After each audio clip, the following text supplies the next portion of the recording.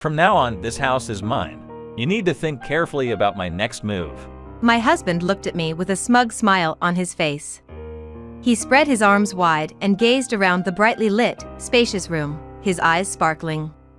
This is the home I grew up in since I was a child. My father was wealthy, and the most valuable thing in his life was his home.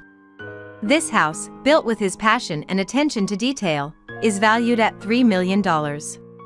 My father, who spent his life acquiring this house, left it to me and passed away recently. And now, my husband boldly claims this house, inherited from my father, as his own.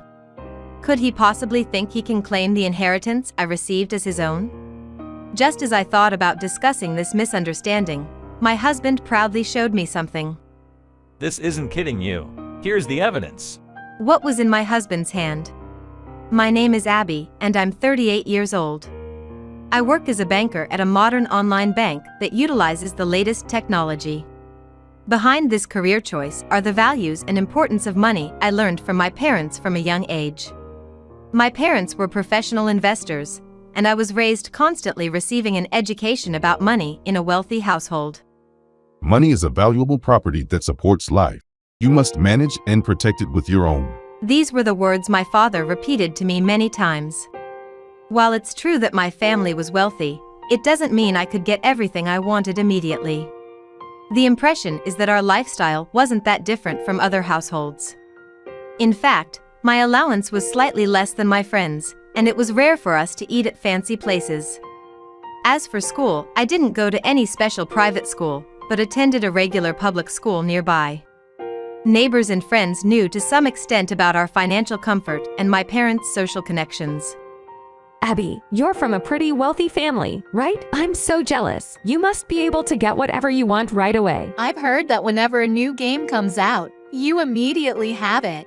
Show me next time we go to your house. Actually, just because I wanted something didn't mean I got it right away.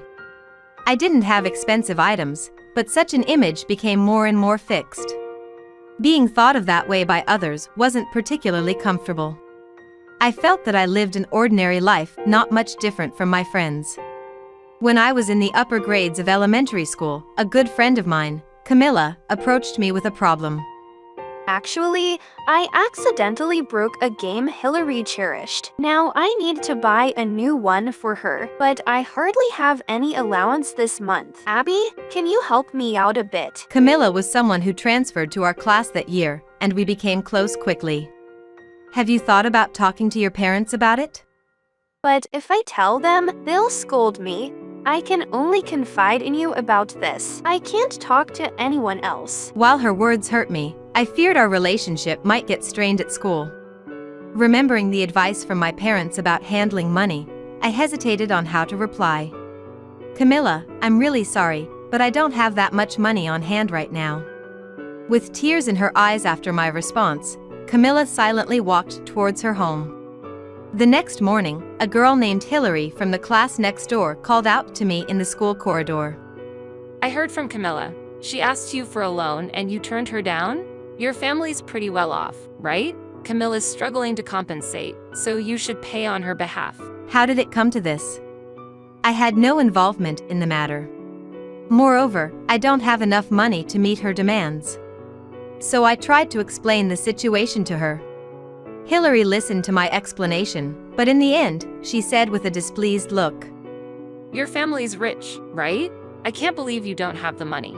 So, you value money more than helping Camilla. How pitiful. With those words, Hillary angrily left. After the incident, unpleasant rumors about me began to circulate throughout the school. Both Hillary and Camilla were spreading baseless stories about me. The school staff intervened regarding this issue. The teachers immediately verified the facts and reprimanded them. However, this action caused them to rebel even more, and the rumors escalated. Their slanderous remarks grew worse by the day, and the rumors reached my household. As a result, my father had to visit my school. A meeting was held between the parents, and I received a formal apology from the two of them. After that, I tried my best to avoid contact with both of them. Occasionally, I would witness them secretly pointing at me and laughing. However, the two never spoke to me directly again. At dinner at home, my father spoke to me. Abby, if someone ever asks you for money or begs you for something, you should firmly tell them it's strictly forbidden by my father. You don't need to explain whether or not you have the money. If they persist, say, while it's not allowed, it might be worth discussing. I deeply took my father's words to heart, nodding in agreement. Bearing the lessons from that incident in mind, I made a conscious effort to avoid bringing up the topic of money. After graduating from college, I was careful not to frequently invite friends over to my house. I reconsidered the way I interacted with others, focusing on truly understanding their inner thoughts before building genuine friendships. Even as I started my career, I acted with extreme caution to avoid any money-related issues or conflicts. I was dedicated to my work to deter any unnecessary interference or prying from others. At 28, my longtime best friend introduced me to a man who would become my husband, Ben. The first time we met, he looked into my eyes seriously and spoke to me candidly about his feelings and thoughts. He was just a year younger than me, but his lively demeanor made him seem even younger. Gradually, I was captivated by Ben's outgoing nature and positivity. After dating for 2 years, we decided to get married. Since I hadn't had a boyfriend even after turning 25, my parents were always concerned about my future. When they heard the news of our engagement, they were truly delighted. So celebrate this special day. Let us know if there's anything we can help with. Ben, hearing this, said, This special day comes only once in a lifetime. With Abby's parents on board, I want to have a luxurious wedding that we'll remember forever. In the end, we invited many friends and relatives and had a grand wedding. A month after the wedding went off without a hitch, my father came to see me. Abby, how about inviting Ben over to our house for some quality family time? So, I took a deep breath and relayed my father's suggestion to Ben. Ben, I want to introduce you to my family. Though I trusted Ben, recalling his chatty nature, I was concerned he might inadvertently share family secrets or stories outside, which could lead to trouble. The unpleasant incident I experienced in elementary school discomforted me, and I feared it might happen all over again. However, we were already married, and I felt that he should know the truth without any reservations. Thus, I decided to introduce Ben to the house where I grew up. On the way to my parents' house, I awaited Ben's reaction. The moment we entered the gate, surprise showed on Ben's face. Confronted with the grandeur of my family's large and impressive home, he was at a loss for words for a while. As I slowly gave him a tour inside, Ben repeatedly expressed his astonishment. Abby's house is so wonderful. On our way home, he kept inquiring about my family's assets and wealth. I don't know the specifics due to family matters. I tried to evade his questions with vague answers, but I sensed unease in his behavior thereafter. Several months passed, and on a regular day, I suddenly received a call from my mother. Your father was suddenly taken ill and has been hospitalized. What? Why? What's wrong? Is he okay?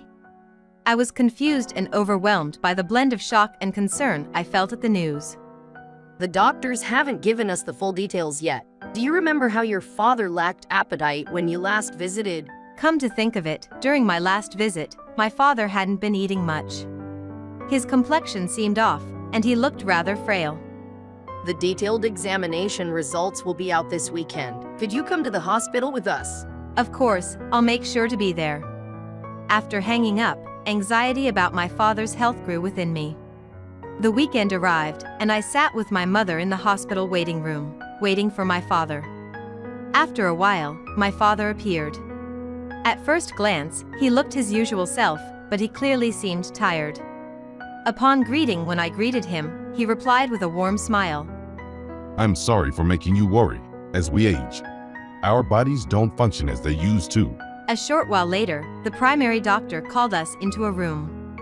He began to explain my father's condition. The diagnosis was pancreatic cancer.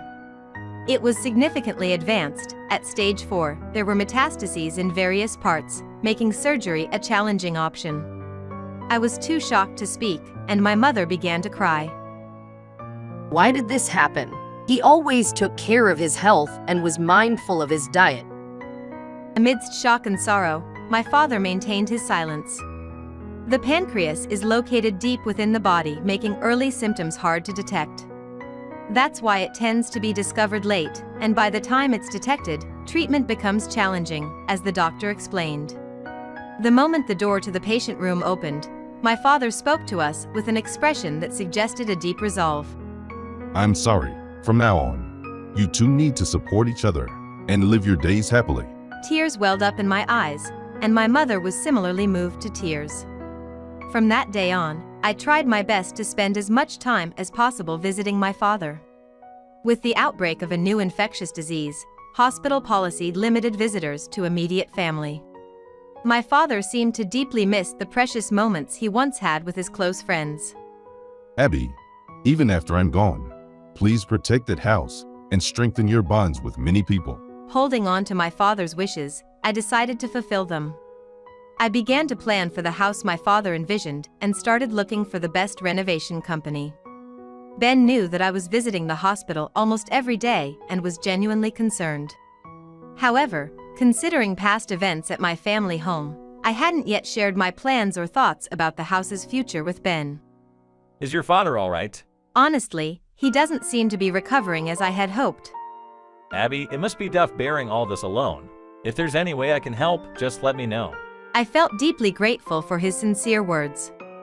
Juggling daily work and hospital visits indeed took a toll on both my physical and mental energy.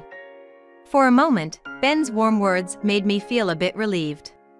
However, his subsequent remarks made my gratitude quickly dissipate. As Abby's husband, I believe I need to consider our future seriously. So, I'd like to know more about your father's assets. For instance, how much they're worth, how they're managed. That's not something I can know, and they're not mine. I don't even know the details of how much wealth my father has. It's too early to think about what happens after his passing. Besides, my mother will likely manage the assets. Yeah, I understand that. But I think the matter of assets is pretty crucial. Actually, I recently met a guy named Raven, a legal scrivener. He seems to have a lot of experience and can offer various advice. Your mother won't always be around, so I think we should take action sooner rather than later. To bring up my mother's future in this situation. My heart was filled with shock and disappointment. Actually, my father has a lawyer he's been trusting for many years. So, there's no need to introduce an external expert. When it comes to money, especially important matters like inheritance, it's essential to get things sorted. Otherwise, it might become a hassle later on. That's why I believe we should organize everything now. It's important after all. Because we understand its importance, we consult with someone we've known for years and have built a strong trust with. But thank you for your concern. We're already prepared. After this conversation, Ben increasingly brought up the topic of my father's assets and legacy. Especially since my father was still alive, Ben frequently discussed future scenarios. I began to feel more and more uneasy and doubtful about his approach. A few months passed, and my father passed away. Respecting my father's wishes and after many family discussions, it was decided that I would inherit the house worth $3 million. I noticed a change in the way Ben looked at things. A strong interest in the inheritance was evident in his eyes. Abby, have the procedures regarding your father's inheritance progressed? Why do you ask? It seems inheritance involves various costs like taxes and fees. If we consult an expert I know, maybe we can reduce those risks. I've told you many times that I don't need such advice. Despite my continuous refusals, Ben kept giving proactive advice. One evening, Ben said with a grin, Abby, you've inherited that amazing house, right? That's incredible. When are you starting life in the new house? How did you know about that? I stared at him, both confused and surprised. Actually, I ran into your cousin, who attended your father's funeral, in town the other day. While we were casually chatting, the topic of the inheritance came up. I couldn't believe he would casually bring up such a sensitive matter. I felt a bit displeased with that cousin. Yes, I've inherited that grand mansion. However, it's too vast for us as a couple to use daily. We haven't planned to utilize it regularly. What? It's hard to understand why you'd inherit such a grand house and not use it. Leaving it idle seems like a financial loss. How about starting a new life together in that wonderful mansion? Decisions regarding the house have already been made by the family. We've chosen not to live in it. You're making such a significant decision without consulting me, your husband. Are you proceeding based solely on your wishes? I had explained to Ben several times that the inheritance wouldn't be treated as a shared property between us. But he seemed to not accept it at all. More than anything else, I have a great mission to inherit my father's deep wishes. It seemed like my feelings and intentions were not reflected in Ben's eyes at all, and since then, his attitude became colder day by day. Although he attended the funeral formally, I couldn't expect any support from him in various subsequent procedures and preparations. Immediately after my father's funeral, the bereaved had no time to rest. I spent busy days in succession, handling inheritance procedures, memorial services, and expressing gratitude and greetings to my father's friends. Time flies, and before I realized it, 2 months had passed. Having overcome those busy days and finally returning home, I found Ben waiting with a cold demeanor and a malicious smile. I have something important to tell you. Please sit down and listen carefully. I waited, enduring his words and wondering what he was up to. In such a tense atmosphere, Ben suddenly made a shocking confession. Actually, I secretly changed the ownership of your family home to my name. You might not believe it, but this is the certificate. Documents indicating the change of ownership were placed on the desk. I couldn't accept this fact and was lost for words, overwhelmed with surprise and confusion. Honestly, our marriage hasn't lived up to my expectations. I saw glimpses of your character flaws and financial instability when we were dating, but it's more evident now that we're married. I can rely on you for a few household chores, but that's not enough to live together anymore. However, I've been thinking of hiring you as a housekeeper in that mansion. The salary might be tight, but I'll give you the privilege of living there. What do you think? If you reject, I've considered divorce as an option. With a smug expression, Ben produced a divorce form. Infuriated by his audacious actions and words. "What on earth are you doing? What do you mean by this?"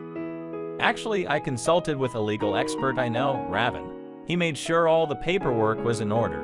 How dare you? Although we are a married couple, living with you now feels more challenging than I ever imagined. In that case, divorce is the best option. I took a deep breath and firmly signed the divorce papers. I looked around the room, gathered my essentials, and left the house. Money can change a person's heart and character in an astonishingly short time. With that thought, I headed back to my family home. The next morning, when I woke up, I saw a missed call from Ben on my cell phone. Hey, give me back the key to the family home. You're the only one who has it, but given the current situation, that house is essentially mine. Nonsense. You have no ownership. That house is a precious dwelling filled with memories from my childhood. Fuming with anger at his absurd demand, I immediately ended the call. I remembered the first time I met him, when he kindly smiled at me. How things have changed. The power of money is more influential than I imagined, and I was relearning the terrifying extent to which it can change a person. While thinking about my next step, suddenly the burglar alarm blared loudly. I heard persistent pounding on the front door. Open up quickly, Abby. I have the right to live in this house. Give me the key. It seemed that Ben's rough attempt to enter the house had triggered the security system. I can't comprehend what you're saying. This house has always been our family's. I conveyed my feelings to him through the door. Unbelievable. All the procedures were conducted legally, so you should open this door right now. I heard the squeaky sound of someone tampering with the lock, followed by loud banging on the door. After a short while, security guards, alerted by Ben's shouting, arrived and restrained him. "This man has nothing to do with me. Please handle him appropriately." What are you talking about? Have you forgotten the official document I showed you yesterday? I collaborated with a trustworthy notary public and secured ownership of this house. Wait a moment, please. I told the security guard and went inside to retrieve the relevant documents. A few minutes later, I returned to the entrance with an accurate copy of the property registry. This house is something I inherited legally, and all inheritance procedures have been completed flawlessly. Here's the proof. The change of ownership documents you presented are clearly inaccurate and can be considered forgeries. Ben's eyes widened in shock. You do know, right? Even with a notary involved, ownership can't be changed without the owner's permission. Ben's face went pale instantly, his surprise evident. I can't believe this. I heard about this from a trusted friend, Raven. Although he charged a lot, he respected our friendship and promised to support the necessary procedures. He confidently claimed that this was his duty as a notary. Wait a minute, how long have you known this Raven? How did you two meet? Curious, I posed the question. I heard at a party that your father had considerable assets. When discussing the possibility of inheriting a portion of that wealth in the future, Raven approached me with advice. He explained the inheritance tax issues and the precise methods of dividing the assets in detail. I was truly impressed by his eloquence and knowledge. After you inherited this house, I told him that you've never lived in it. He said that while the process might be a bit complicated, he could change the ownership to me for $18,000. I accepted his offer. Ben's eyes glistened with tears, his heightened emotions apparent. He took his cell phone from his pocket and tried to call Raven. Raven, please answer me. Ben, growing increasingly desperate, tried calling Raven several times. Why? Raven, why aren't you answering? Ben, didn't you properly research the inheritance registration procedures and the associated costs? You spent a substantial amount of $18,000 and got a document with no legal standing. This Raven person sounds like a clear scam artist. He might have targeted you after hearing your casual talk about money. I once thought you were sincere, but in the end, you were swayed by the allure of money. I have nothing more to say to you. Goodbye. As I was about to leave, Ben rushed over and tightly grasped my hand. Wait, Abby. I truly regret this. I want to give our relationship another chance. Please, stop the divorce process. Your request comes too late.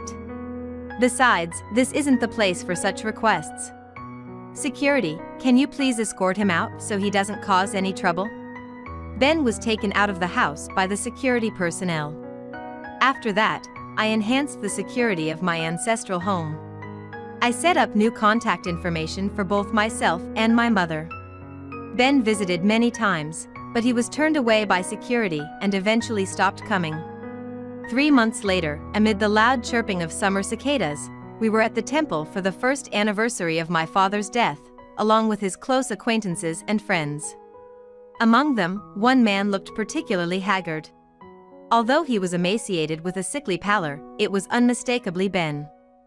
Yet, seeing him in that state, I felt neither surprise nor sympathy. Over the past 3 months, I was almost fully aware of Ben's circumstances and the difficulties he faced. The source of my information was a mutual friend of ours.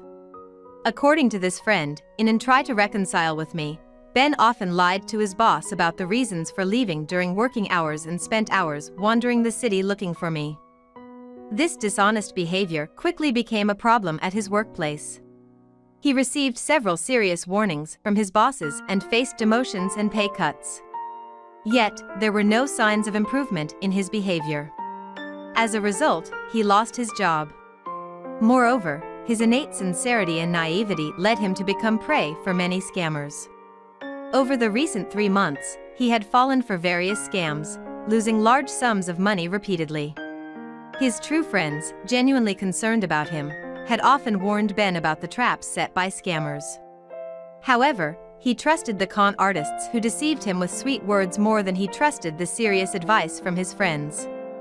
As a result, Ben found himself buried in huge debt, and even his oldest friends and close family began to distance themselves from him.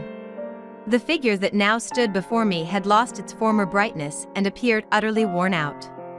The clothes he wore were old, telling a tale of his difficulties. His appearance was completely out of place given the surrounding environment and the atmosphere of the moment. As I hesitated, wondering if I should call security, Ben dropped to his knees in a deep bow, a gesture of sincere apology. His eyes brimmed with deep regret and guilt. Abby, I can't express how deeply sorry and regretful I am. Truly, I apologize. With his head bowed, Ben repeatedly poured out heartfelt apologies, his voice earnest. His actions completely disrupted the formal atmosphere, drawing the undivided awareness of everyone present to the two of us. Despite the uneasy glares, I tried to react calmly. I never imagined you'd do something like this here. This place is meant to respect my father's precious memories.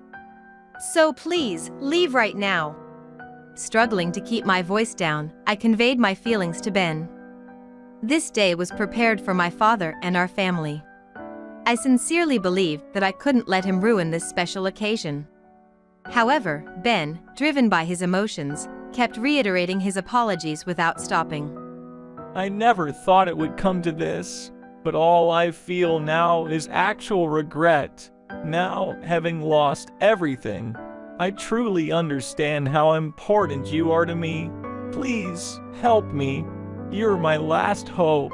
Tears filled Ben's eyes as he pleaded, his voice almost breaking.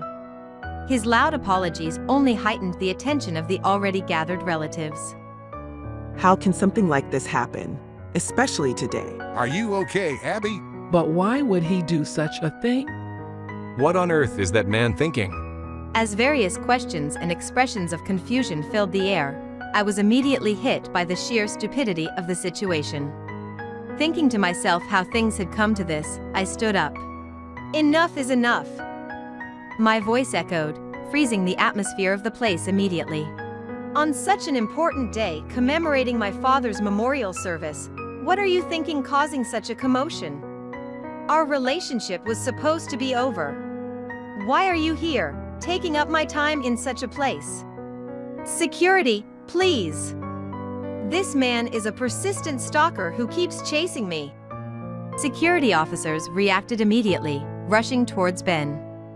They grabbed Ben firmly, attempting to remove him from the premises. Abby, why has it come to this? Wait, Abby, please, listen to me. Although resisting, Ben kept looking at me, repeatedly calling my name. I deeply bowed to the many people present, apologizing for the commotion. I deeply apologize for causing such a disturbance on such an important day. It was very forceful to everyone who gathered for the sake of my father. Following that, the first festival ceremony proceeded peacefully without any issues and came to a close. After the incident, I went directly to the police station to discuss Ben's actions. I firmly conveyed that I would file a report if any other issues arose. In fact, I had already been considering moving elsewhere, and I decided to expedite my plans because of this event. The selection for my new home was already in progress, so the moving process went smoothly. In the days that followed, I was able to learn about Ben's situation through friends. He occasionally visited my old residence. Seeing the changed exterior of the new house, he seemed deeply hurt. His dream of our happy marriage and becoming wealthy still seemed vivid in his mind, and it was said he lived each day bound by those memories. One day, while he was at home, he was unintentionally watching a news program on TV. He saw an unbelievable scene. The face of Raven, who had deceived and betrayed him, was displayed prominently. The news was about Raven being arrested for involvement in another fraud case. Upon learning this, Indeed, if you commit wrongdoings, you'll get caught someday.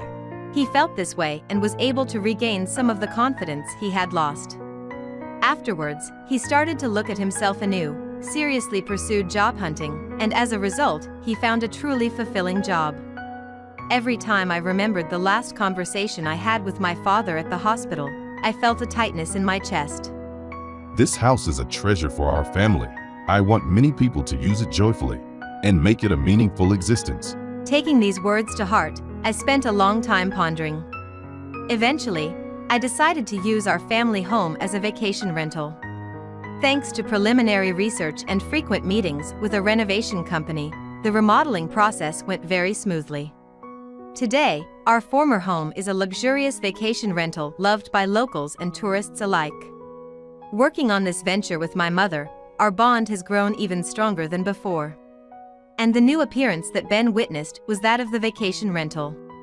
This vacation rental boasts an excellent location and a beautiful garden, and it is much appreciated by many guests. Every day, while interacting with guests, I feel as though I'm fulfilling my father's wishes.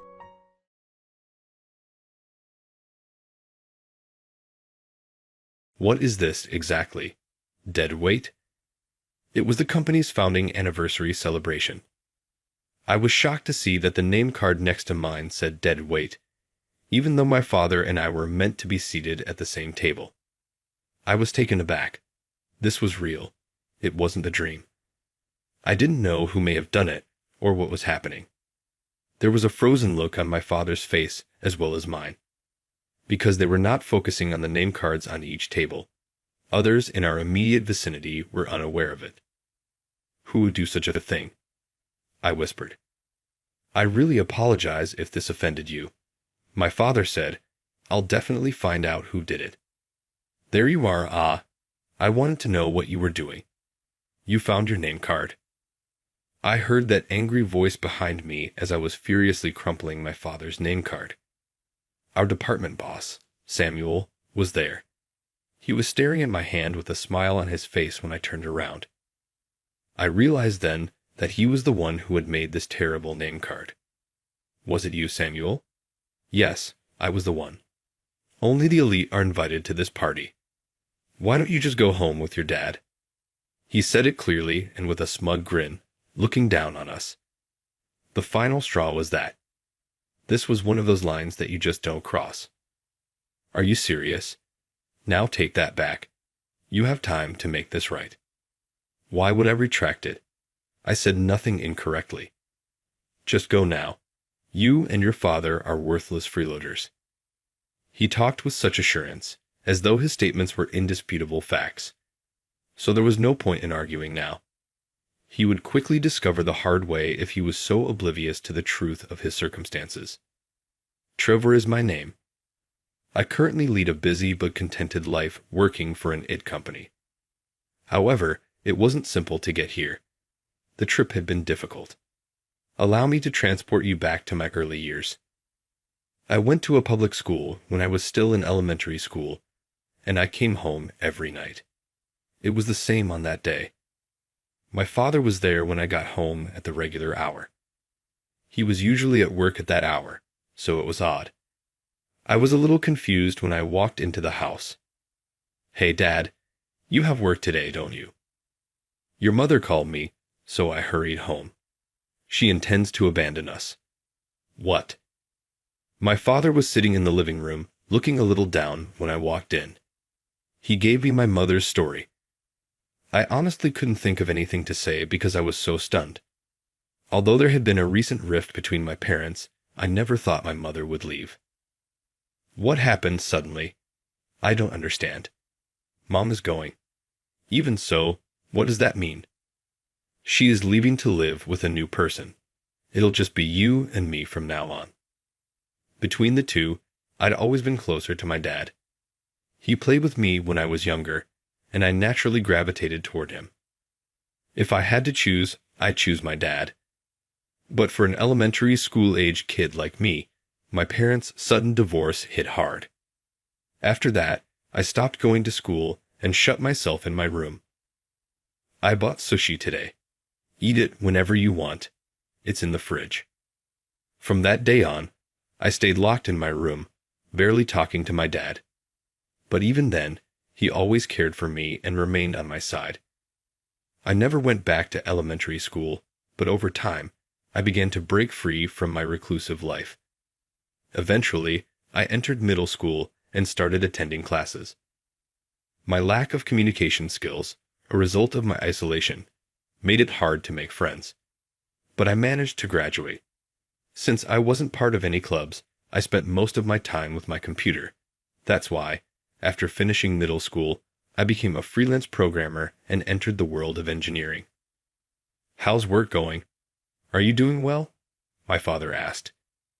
There are still a lot of things I'm not used to, but I'm enjoying it. That said, I want to grow as an engineer, so I'm thinking about switching to an IT company in the future.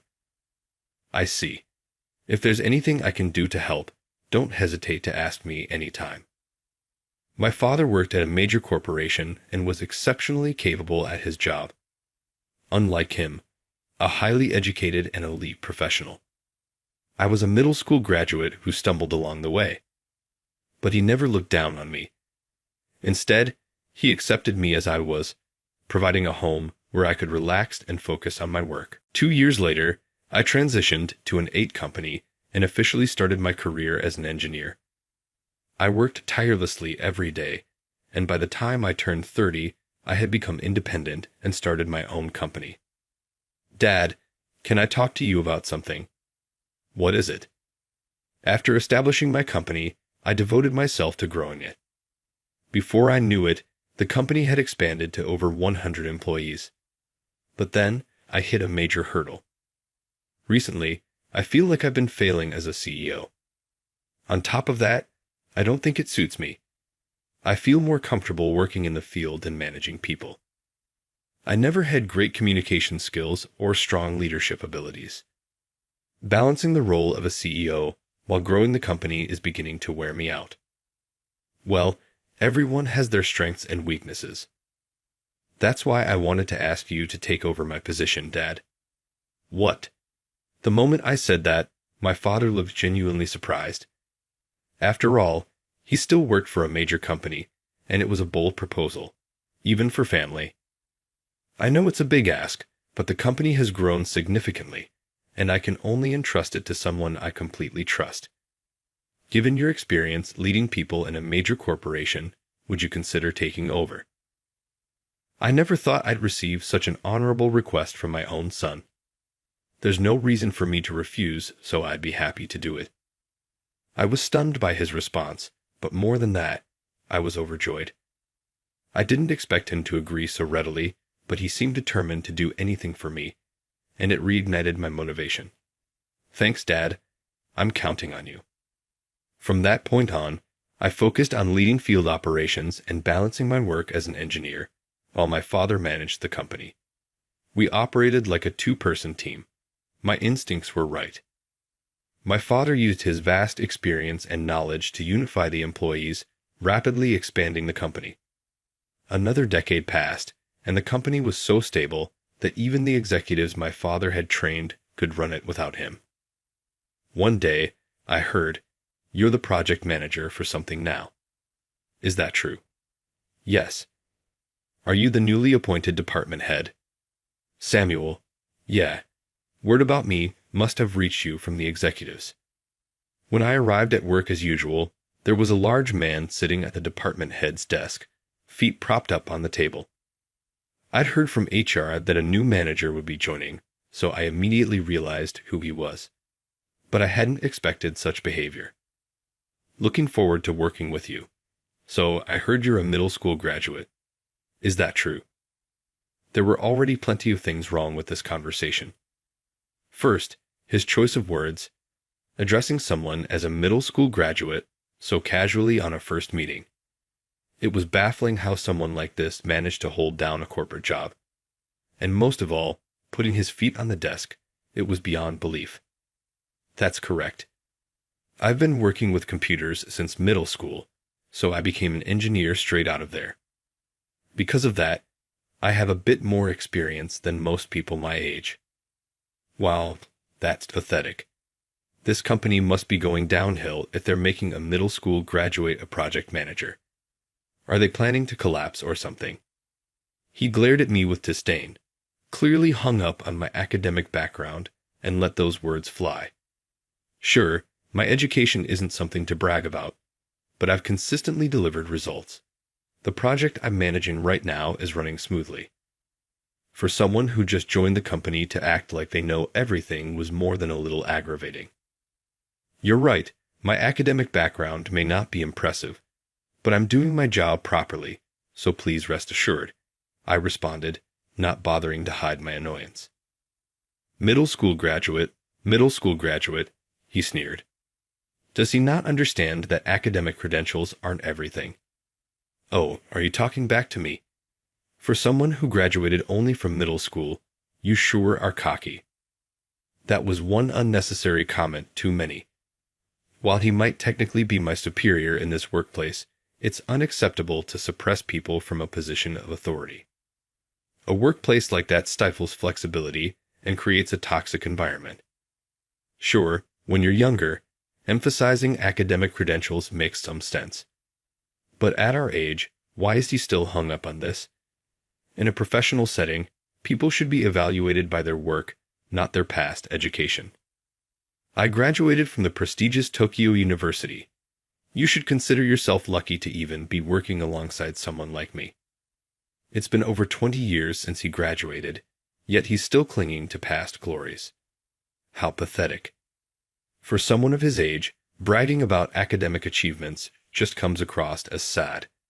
In the workforce, producing results in your current role is infinitely more important than a stellar academic record. Even if someone lacks formal education, companies value those who deliver results. People with high academic credentials but poor performance aren't what companies need. Whether he understands this or not, my main concern was whether such a person could effectively lead as the new department head. Once this project is over, don't expect to be given any significant assignments. Now that I'm the department head, things will be done my way. Everything the previous head set up is irrelevant. That's fine, but I hope you'll judge based on work results, not on academic achievements from over 20 years ago, but on what's being done now and what outcomes are being delivered. That's the real measure of an employee's ability, I said directly and clearly. My attitude was clearly irritating him. He even clicked his tongue in frustration. Don't you dare talk back to me, got it? Now get back to your work. We ended up in an argument on his very first day, but I didn't feel I had said anything wrong. It was Samuel, who judged everything solely based on academic credentials, who was clearly in the wrong. Still, there was no point in dwelling on it now. I decided to focus on what I needed to do. 3 months later, the project I had been managing as a project manager was completed, and I was assigned to a new project. You probably remember what I said before, but just stick to downstream programming on this one. What? You're not fit for important assignments. This is a small project for a minor company, so even if you mess up, it won't matter. I wasn't angry because my pride was wounded. Sure, downstream programming is less challenging compared to what I've done before, but if that's the job I'm given, I'll tackle it with everything I've got. That's the responsibility of a professional because that's the standard expected of an employee. Failure doesn't matter. What made me angry was Samuel's mindset, that mistakes didn't matter just because it was a project for a small business. The same applies to his attitude about academic credentials. What perspective is he even coming from? No matter the job, you have to give 120% effort. Anything less damages the company's credibility and is incredibly disrespectful to the client. Whether it's for a small to medium-sized business or a global corporation, the responsibilities remain the same. Being a small to medium-sized business is not an excuse to cut corners. That should go without saying, don't you think? What? Are you seriously saying that? I couldn't understand why he looked so shocked. I felt like throwing his own words right back at him. If you think it's okay to slack off just because it's a small company, you're making a huge mistake. I knew Samuel looked down on me, and I knew saying this would likely provoke him. But I couldn't stand by and let his attitude go unchecked. I hadn't mentioned that I was the founder of the company, but I had my own principles and no intention of lowering myself for Samuel. So, are you saying you want to pick a fight with me? I'm not interested in such a petty level of discussion. Pick a fight. Is that something a grown adult should even say? Well, fine. You'll regret standing up to me this much. I'll make sure of it. Remember that. With that, Samuel walked back to his desk. I was furious and couldn't just let this go. Determined to take action, I decided to consult my father. This kind of behavior can't be allowed. He's unfit to be in a leadership position, and more than that, he's a bad influence on the company. You're right. I completely understand what you're trying to say, Trevor. My father nodded thoughtfully as he listened. Maybe you, as the CEO, should give him a firm warning. Otherwise, this won't improve anytime soon. I trusted that my father, who had a knack for handling people, would resolve this issue. However, his response was unexpected. Honestly, I don't think it'll work if I approach him from above. Besides, people can't change their true nature. Someone who genuinely looks down on others from the bottom of their heart won't change, no matter what anyone says. That kind of personality can't be fixed. People like that aren't needed in a company. Sometimes, you have to be cold-hearted enough to let them go. Since starting the company, I had always carried a heavy responsibility. It was my duty to provide for the employees. That's why I believed it was the company's role to nurture and support even employees who struggled to perform well. But my father had a different philosophy. He believed in drawing a line at a certain point. He was the one who had grown the company to its current size. I decided to trust his judgment. While I hoped that Samuel might change if my father said something, I realized that the world isn't always so simple. And so, I returned to my usual daily routine. So, your dad's in this company too. He introduced himself to me earlier today. What? Yeah, I heard he's just a regular employee. Different department, though. Could it be that he got in through connections? Since the company had grown, interactions between upper management and field employees had become less frequent. We also didn't require a CEO interview during recruitment, so Samuel probably didn't know my father was the company's CEO. Considering I had just talked to my father about Samuel, he had likely greeted Samuel while pretending it was a coincidence. I wasn't sure what he was planning, but now Samuel knew my father was in the company. Your dad looked pretty shabby. He's the kind of guy who would raise a low-educated loser like you. Guess it runs in the family.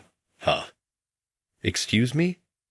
Next time HR makes decisions, I might just demote both of you. Better be ready. As Samuel smirked and spat out his remarks, I let out a deep sigh. Starting with mocking my education, he then moved on to harassing me for speaking the truth. What could he possibly find enjoyable about doing such things? I had already decided that I couldn't continue working with someone like him. Sooner or later, we would part ways. There was no way someone like Samuel could be entrusted with the critical role of department head. This incident solidified that decision for me. However, I was busy preparing for the company's 20th anniversary celebration party, which was just a month away. The event was a large-scale party with all employees from the main office invited. The company had come this far thanks to the hard work of countless employees over the years, and I was determined to make it a celebration worth remembering. Finally, the day of the party arrived. I had seen the venue during the walkthrough, but it really turned out to be an extravagant event. Enjoy yourself today, Dad. Thanks, I will. The venue was even more luxurious than I had imagined, and the employees who had already arrived looked like they were having a great time. Seeing how much effort everyone put into their work every day, I wanted them to fully enjoy this celebration. With that thought, I made my way to my seat. What is this? Dead weight? My father and I were supposed to sit at the same table, but to my shock, the name card next to mine read dead weight. I was stunned. This wasn't a dream. This was reality. I didn't know what was going on or who could have done this. Even my father's face was frozen in disbelief. The other guests didn't notice since they weren't paying attention to the name cards. Who would do something like this? I'm so sorry if this upset you. I'll figure out who's responsible for this. Oh, I was wondering what you were doing, but it looks like you found your name card after all. As I crumpled up my father's name card in frustration, that infuriating voice came from behind me. It was Samuel. When I turned around, he was smirking, staring at the card in my hand. In that moment, I knew it was Samuel who had made this awful name card. Was this your doing, Samuel? Yeah, it was me. This party is only for the elite. Why don't you and your father head home? Looking down on us, he said it loud and clear. That was it. I completely lost my temper. There are some things you just don't say, no matter what. Are you serious? Take that back. You still have time to fix this. Why would I take it back? I said nothing wrong.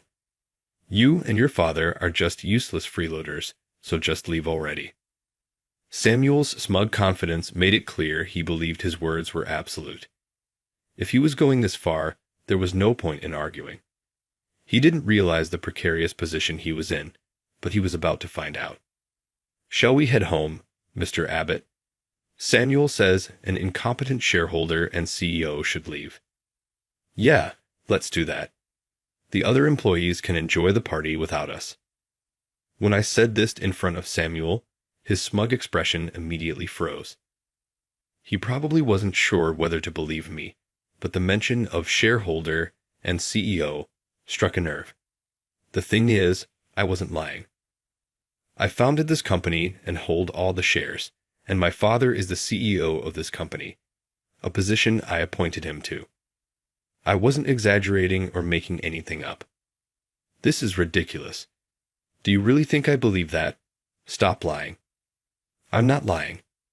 My son founded this company, and once it grew, I took over as CEO, using my experience as a director at Amazon's Japan branch. What? You're telling me you worked at a global giant like that? Stop making things up. Samuel's voice betrayed his disbelief, but it was clear he was also starting to panic. Finally, Samuel began to notice not just the composed expressions on my and my father's faces, but also the pale faces of those around him. While the two of us remained calm and dignified, the others looked utterly stricken. I had instructed the upper management to keep our true identities hidden in order to expose Samuel's true nature. However, his outrageous remarks, made in ignorance of who we were, had clearly sent chills down everyone's spines. Why is everyone acting like this? Isn't it obvious anyone would be horrified to hear such statements from their subordinate? Though it seems you still don't believe who we are. When my father said that, Samuel glanced around at the faces of the people nearby. One by one, they began to nod slightly. At last, Samuel seemed to grasp the truth about our identities and the precarious position he was in. His face turned pale in an instant, his body trembling slightly as his breathing became unsteady. I am truly sorry. I had no idea you were Mr. Abbott, the CEO, and a shareholder. Please forgive me. Samuel bowed deeply, bending at a 90-degree angle. But neither my father nor I were moved. Samuel's change in attitude was purely because he realized our positions were far above his own. Up until this moment, he had assumed we were beneath him and had acted accordingly with reckless arrogance. Do you think just apologizing makes everything okay? Honestly, I don't even understand what you're apologizing for. Just saying sorry doesn't automatically fix everything. I deeply regret the incredibly disrespectful attitude I displayed toward you, Mr. Abbott, and the shareholder. I'm truly remorseful. Please, could you forgive me? It was as I expected. He completely misunderstood his mistake. It's true that one's attitude toward higher-ups should be mindful and respectful, as there are standards of decorum, but that's not what I was talking about. If he's apologizing only because of our higher status, does that mean he'll continue to behave the same way toward those he sees as beneath him? I was addressing a fundamental issue, but Samuel didn't seem to grasp it at all. So, if my father and I were in lower positions than you, are you saying your actions wouldn't have been wrong? What you're apologizing for is because we're above you in rank, correct? At this point, I realized I likely wouldn't have another chance to speak with Samuel, so I decided to say everything I was thinking. As a person, I can't trust you. Do you understand what I'm saying? I truly regret my actions. I know now that what I did was wrong, no matter who it was directed at. In that case, leave this company. I have no intention of continuing to work with you any longer. Hearing this, my father, who had been silent up to this point, added his agreement. We had no intention of continuing to employ someone like Samuel. Trust in him had been irreparably damaged. Are you firing me? I swear I'm truly sorry. Please give me one last chance. You're a professional, aren't you? And yet you can't distinguish between right and wrong. Why would someone like you deserve another chance? Please, I'll do anything. Finally, Samuel began groveling, dropping to his knees and bowing deeply. Clearly, he was desperate to save himself, oblivious to the judgmental stares of those around him. But it was too late. What Samuel had done couldn't be undone, nor could it be forgiven. Fine. If you're willing to work as the lowest-ranking employee, I'll consider giving you a last chance. I didn't expect Samuel to accept this proposal, but I decided to give him the opportunity. This is what a last chance means. If he wants to continue working at our company, he must face appropriate consequences. With his salary and position reduced, he would have to work from the role he once looked down upon. If he could accept that, I was willing to give him one final chance. Come on, there's no need for jokes like that. I'll accept a pay cut as a sign of my remorse. What? I was so shocked I momentarily lost my words. How could he still speak so arrogantly in this situation? A pay cut, as if he had any say in the matter. The fact that he thought he could dictate his punishment only proved that he felt no genuine remorse. From now on, we might need to conduct proper CEO interviews to ensure we don't end up hiring someone like this again. What? Do you understand now? Our minds are made up. You have no place in this company. Don't bother coming in tomorrow, and there's no seat for you at this party. Please leave immediately. It seems Samuel believed he could remain in the company despite facing minor consequences, but my words made his face twist in displeasure. However, I was completely serious. Surely you're joking, right? Enough. I don't want to get angrier. This party is meant to be a celebration. Leave now. Time is valuable, so you should start looking for a new job. Though, at your age, there aren't many companies willing to hire someone who's been fired. When my father finished speaking, Samuel collapsed at his knees on the spot. The people around him escorted him outside, bringing the matter to a close for the time being. Perhaps upset at being kicked out, Samuel repeatedly called my phone, but I blocked his number. After that, the party went off without any issues, and we were able to enjoy the evening. About Samuel, just to confirm, you're certain about firing him, right? Of course. The main reason is that I can't trust him as a person, and this isn't about personal emotions. But honestly, I can't forgive Samuel for how he treated you, Dad. No one, no matter who they are, gets to treat you like that. I had every legitimate reason to fire Samuel, and I didn't wield my authority out of personal spite. However, it was true that I held a personal grudge against him. From a young age, my father had been my savior. Without him, I wouldn't be who I am today. No matter the situation, he was always on my side, supporting me unconditionally. He provided the funding to start my company and always extended a helping hand whenever I was in trouble. To me, my father was everything, and I couldn't tolerate anyone treating him poorly. In my life, there's no one more important than Dad. Maybe it sounds childish to some, but that's how much I'm grateful to you. Thank you, Trevor. Hearing that makes me so happy. After the divorce, there were times when I thought I might break, but having you kept me going. I thought, how could I give up now? With that, my father ruffled my hair roughly with his big hand. He used to comfort me like that whenever I was feeling down as a child. It brought back a wave of nostalgia and warmed my heart. After I became just the two of us, you became my everything. So don't hesitate to rely on me, and let's keep supporting each other. Yeah, let's do that. We shared a heartfelt hug, strengthening the bond between us once again. Later, we sent Samuel a formal termination notice, officially severing ties with him. Of course, I anticipated the possibility of resentment, and I didn't feel good about it. but this is the harsh reality of the professional world. While I doubted his personality would change, I still hoped that if he truly reflected on his actions, he might succeed in his next workplace.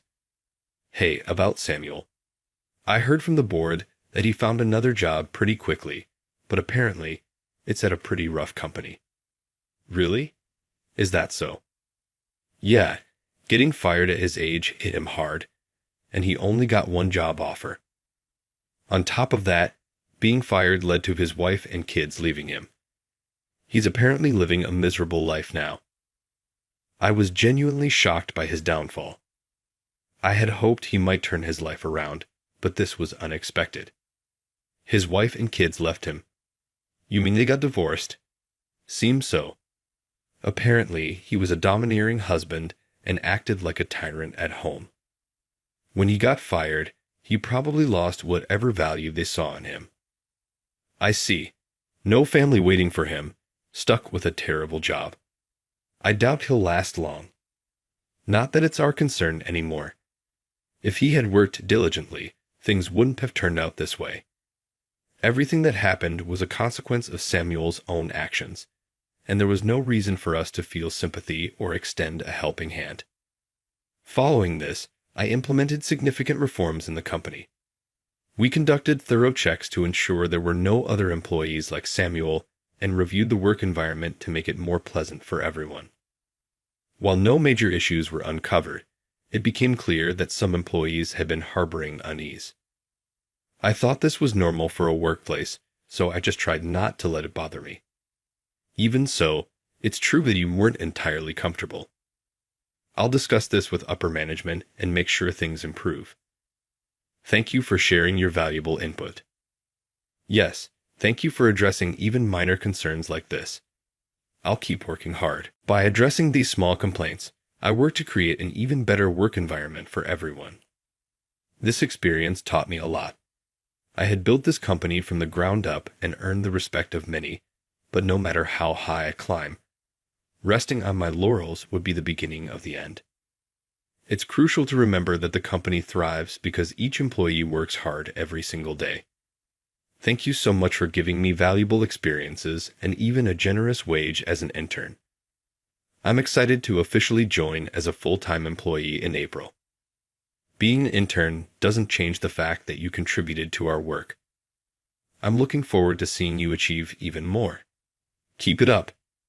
I will. As a member of the company's leadership, I know that sometimes cold, hard decisions must be made. However, the most important thing is to connect with each individual. I've wandered through dark times in my life more than once, but every time, my father was there by my side supporting me. That kind of connection isn't limited to family, but it applies in the workplace too. I hope to never forget that and to continue working with joy every day.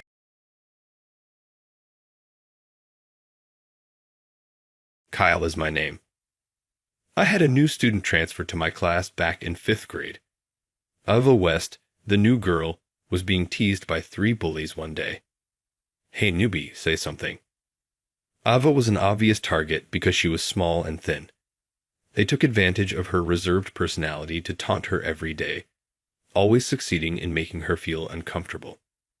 After witnessing this repeatedly, I finally mustered up the strength to declare, enough is enough. What's the matter? Are you trying to be heroic? Immediately, the trio's leader, Tom, turned to face me.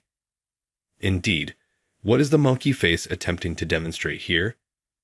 Echoing Tom's comments, the other 2 added, monkeys should just keep making monkey noises. Does it bother you that I resemble a monkey? Your fathers have always told you that males are there to keep their mothers and other girls safe. Alva arrived just now. We ought to treat her with kindness. This line would embarrass me a little now that I'm an adult, but I believed it to be the standard at the time. The 3 bullies continued as expected. They made fun of me too, but I didn't mind because I thought my father was great. Despite his size and strength, my father would squint his eyes as though they were going to melt away and rub my head in front of me. He was a construction worker. When I was younger, my mother and I would frequently visit his workplaces and bring him lunch. Several times, I witnessed him effortlessly lifting huge objects. "I want to be a strong man like Dad," I would often say, idolizing my father, who would respond, "Being strong isn't just about muscles. It's about defending those who are less powerful than you." When I confronted the bullies, his words came easily to me. Naturally, they persisted in their taunting of Ava. I began going to and from school with Ava because I couldn't bear to see her always on the verge of tears. She was a quiet woman who frequently responded by shaking her head or nodding. She found it difficult to blend in with the more gregarious girls since she was constantly looking down and pushed her lips together. However, Ava was sincere, and I liked having her around. Over the course of that and the following year, we grew closer. However, we attended different schools throughout middle school. Because of her father's work, Ava relocated to a nearby state. She said, "I'll write you letters." How delighted I was to hear that from Ava. As promised, we corresponded by letter. It seemed like a very young time in retrospect, writing to a girl at the height of puberty. The only female I was ever close to be honest, was Ava. One day, 13 years after graduation, I received a notice for a reunion under the title, "Let's have a reunion, now that we are about twice our age since graduation." The quirky theme made me chuckle, and I decided to attend. At the venue, I was thrilled to see familiar faces. As I chatted with old friends, I noticed a group in flashy suits. Looking a little further away, I saw the trio of bullies. The most eye-catching of them was Tom. As I laughed at his ferocious appearance, Tom hadn't changed either. Feeling nostalgic inside, I locked eyes with him. "Hey, you're Kyle, right? You haven't changed a bit," Tom said, approaching me with his buddies. I can easily tell it's Kyle, with his red face and monkey-like features. "The way he's in a groove hasn't changed since elementary school," Tom added, laughing. The banter went on with them reminiscing about my monkey face. While it was a fun reunion with the trio, it seems I made a mistake in making eye contact. At that moment, the trio started bragging to everyone at which universities they had attended. Now, I wasn't embarrassed or anything.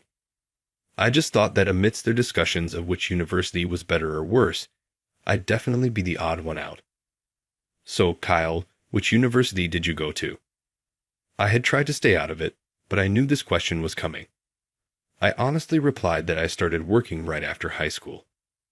"What? There are guys these days who don't go to college," Tom exclaimed in surprise and announced to everyone. This guy didn't go to college. I'd like to believe he was just being his old playful self. I heard some chuckles. From what I gathered, most of the group had attended college. Tom himself had graduated from a fairly well-known university. "Man, with that face and no college degree, life must be tough," Tom joked. "Hey, my face has nothing to do with it," I quickly retorted. But Tom continued, looking somewhat concerned. "Without a degree, you probably can't find a good job, and your pay must be low." I replied honestly, "It's not like that." Really though, it might have come off as defensive. Some folks expressed sympathy, while others teased. I wasn't struggling by any means. Anyway, I just said, "Thank you," to end the conversation. As the reunion ended, we headed outside. "Hey everyone, how about some karaoke for the after party?" Tom enthusiastically called out. A few wanted to head home, and the ladies decided to have their own after party. In the end, only the guys were left. Tom was disappointed that the girls didn't stay, but then he said he would take us to a nearby bar he frequented. As I checked my watch, deciding whether to join or not, Tom encouraged, "Come on, Kyle, join us." I thought, why not? It's not often I get to catch up with these guys. With a note that I might head home early, I followed the group to the bar. Tom's favorite bar had an international vibe, with waitresses and customers from various countries. As we walked in, everyone was in awe, exclaiming, "Wow, this place is cool."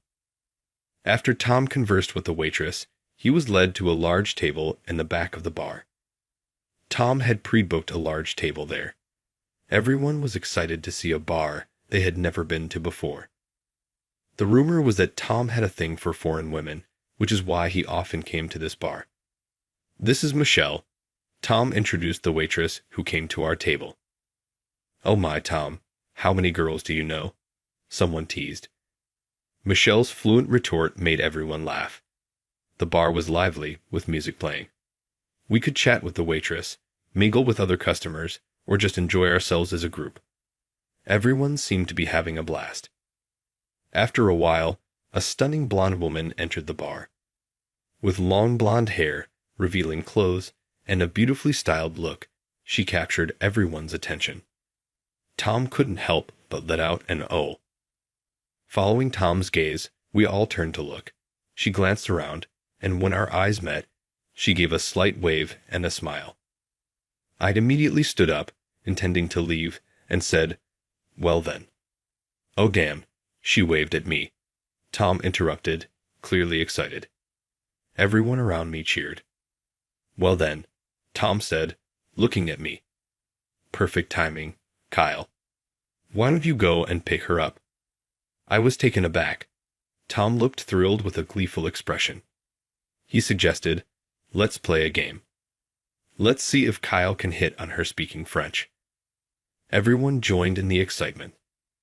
It all happened so fast, and I was completely caught off guard. But everyone seemed to be having fun, so I went along with it. The others started adding rules, like whoever thought I'd fail would cover my drinks. As they discussed, they doubted my looks and French skills. "That's not even a game," I protested, but laughter erupted. They said it seemed fun, so I should go for it. "Let's see how far your high school French can take you," someone joked. Before I knew it, a game involving me had begun. Caught up in the hype, I said, "No way," and approached the blonde beauty at the counter. "Excuse me, can I talk to you for a second?" I asked. "Everyone's been telling me to go on you." When I said that, she looked surprised and started to laugh.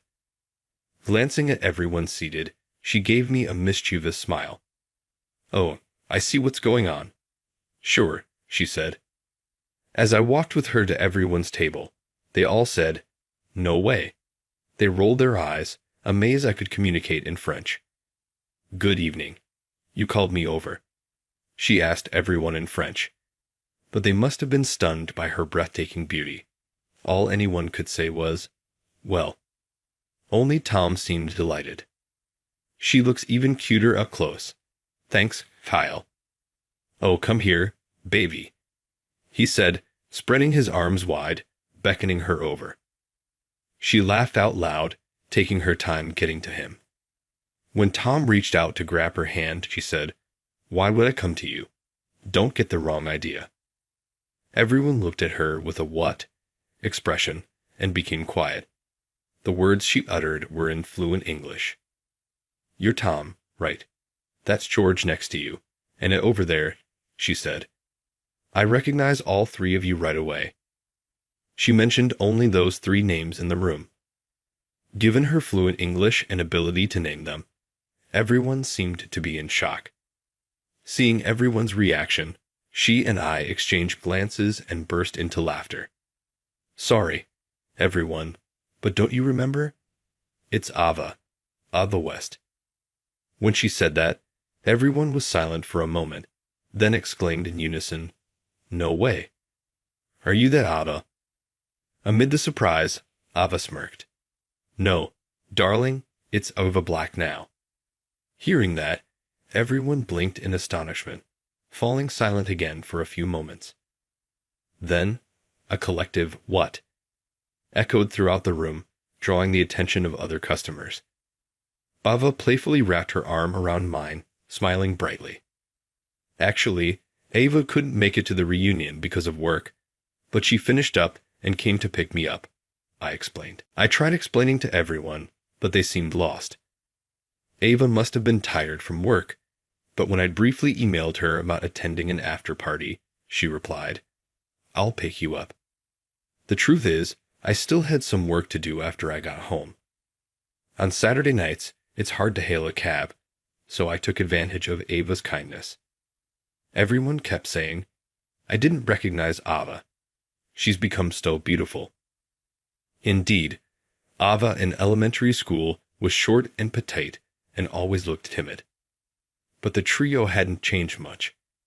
I recognized you guys instantly. Besides, I remember what you did to me, Ava said. When Ava mentioned that Tom and his friends looked awkward, Ava had just returned from France at the time. Her father was American and her mother was French.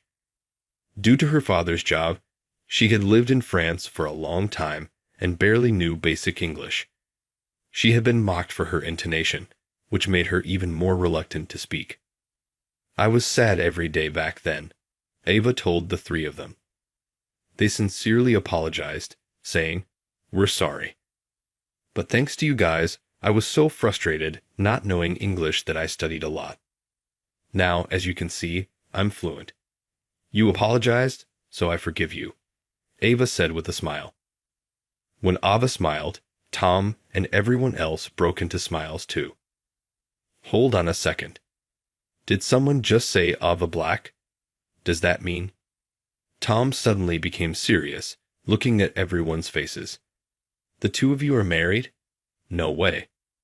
That's obviously a joke, someone said. Come on, it's obvious. You two are Beauty and the Beast, another teased. At the mention of Beast, there was a burst of laughter. Then Ava casually remarked, What? I think my darling is the most handsome man in the world. Everyone was holding their stomachs, laughing, and saying, What are you talking about? There must be some mistake. Come on, there are popular guys who look like monkeys. Look at some celebrities, actors, and such. When I threw in that comment, everyone started laughing even harder, gasping for breath. Give me a break. Even if I look like a monkey, it's not the same thing. I meant it seriously, but it seemed to hit everyone's funny bone. What everyone was curious about next was how Ava and I got to the point of marriage. Ava had moved out of state when she started middle school. Everyone only remembered her up until her elementary school graduation, so it wasn't strange for them to think that was when Ava and I last had contact. When she moved, she told me, I'll write you letters, and that's how our correspondence started. I became interested in French because of Ava, and she wanted to learn English, so our letters were written in both French and English. Every time, we would look up words for each other, and though the exchanges were awkward, learning new words was fun. We shared our middle school lives in our letters. Once we hit high school, we had a bit more freedom. About once a month, I went to hang out with Ava. Maybe because we couldn't meet during middle school, when I saw Ava for the first time in high school, my heart raced. She had grown taller, and her hair, which was shoulder length at her elementary school graduation, had grown to her waist. She had become more ladylike. It turned out we both had feelings for each other at that time, but I had no idea about it back then and kept those feelings to myself. By that time, I had a pretty rugged face, almost monkey-like. My face was so red that I even thought, maybe in my past life, I was some kind of monkey. I had no confidence in my looks, especially since Ava was becoming more and more beautiful. With her blonde hair, clear blue eyes, and fair skin, I thought she was way out of my league. So when I found out Ava liked me, I was overjoyed, but also very surprised. As for Ava, she was waiting for me to confess my feelings. But whenever we met, we just hung out as friends. Every time after hanging out, she went home feeling upset. Later, during the summer of our sophomore year in high school, she suddenly got mad while we were hanging out, saying, I'm not meeting with you anymore. Hanging out as usual, Ava suddenly got mad. Why? What's wrong? I'd only panicked. Then, puffing up her cheeks, Ava said, Well then, tell me you love me right now. It was at that moment I realized Ava and I had mutual feelings. To my surprise, Ava looked even more shocked. How did you not notice? You love me too, don't you, Kyle? With her words, I could only nod. Ava gave a beaming smile. Just moments ago, she was pouting, and now she had this killer smile. I was caught off guard by the change and couldn't help but smile. Then say it properly. Say you love me right now. Of course, I wanted to say it right then and there, but we were at a bustling town square. No way could I say it without being super embarrassed. Come on, don't keep me waiting. Say it now. Really? Here, of all places. I was embarrassed and said, I'll tell you later. But I could tell by the look on Ava's face she wouldn't let me go home unless I said it. I must have been beet red. I love you, Ava. It was my first ever confession of love. I was thrilled when Ava became my girlfriend, but I still lacked confidence in myself. One day, I asked her, Aren't you embarrassed to be with someone like me? Ava widened her eyes and exclaimed, Why would you think that? You look so ruggedly handsome. Plus, you have a strong and kind heart. Remember when I just transferred schools and you helped me out? Since that moment, Kyle, in my eyes, you've been the coolest guy ever. Ava looked straight at me and reassured me like that. From then on, I gained confidence in myself. Our relationship continued as a couple. After high school graduation, Ava went off to college while I joined my family's construction company, where my father was the CEO. I considered going to college, but having acquired specialized training and certifications in high school, I was eager to start working right away. And so, I waited for Ava's college graduation to propose. We happily became husband and wife. I briefly shared our love story with everyone. You see, my darling is the best husband in the world. Ava's sincere gushing made everyone blush and say, Oh, stop it, Kyle. I should have been better. I admit my mistakes. Tom scratched his head, smiling slightly. If I hadn't teased her and been kinder, maybe Ava would have been my wife. No way. I love someone wild and gentle, like my darling. Tom seemed a bit regretful hearing that. However, when he said he'd drink too much if he heard any more of this love talk, everyone laughed and told him to head home early. Let's toast to the couple's happiness. Yeah, Kyle, drinks are on us tonight. In the end, they told me, Kyle, make sure you keep her happy, and we parted ways with smiles all around. It's been 2 years since that reunion. I've been working hard every day, preparing to take over the family business from my father. Ava has fulfilled her dream and opened a nail salon. She looks happy every day. We both lead busy but fulfilling lives. Right now, it's just the two of us, but we hope to have kids someday. Our current dream is to live happily in the house I built. We're taking it one step at a time, working together to make our dreams come true.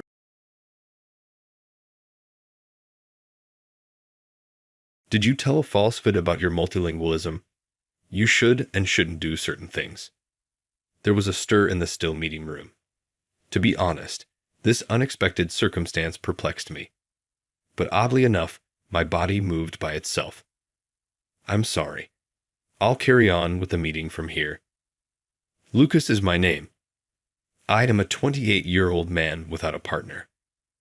I left my first job after college and started working for my present firm in the middle of my career. Many of the staff members of this large aid organization are graduates of respected universities. However, I received my degree from a respectable rural university. Furthermore, the attitude toward me was unquestionably frigid because I was a mid-career hire. Claire, the head of the department, was particularly stern.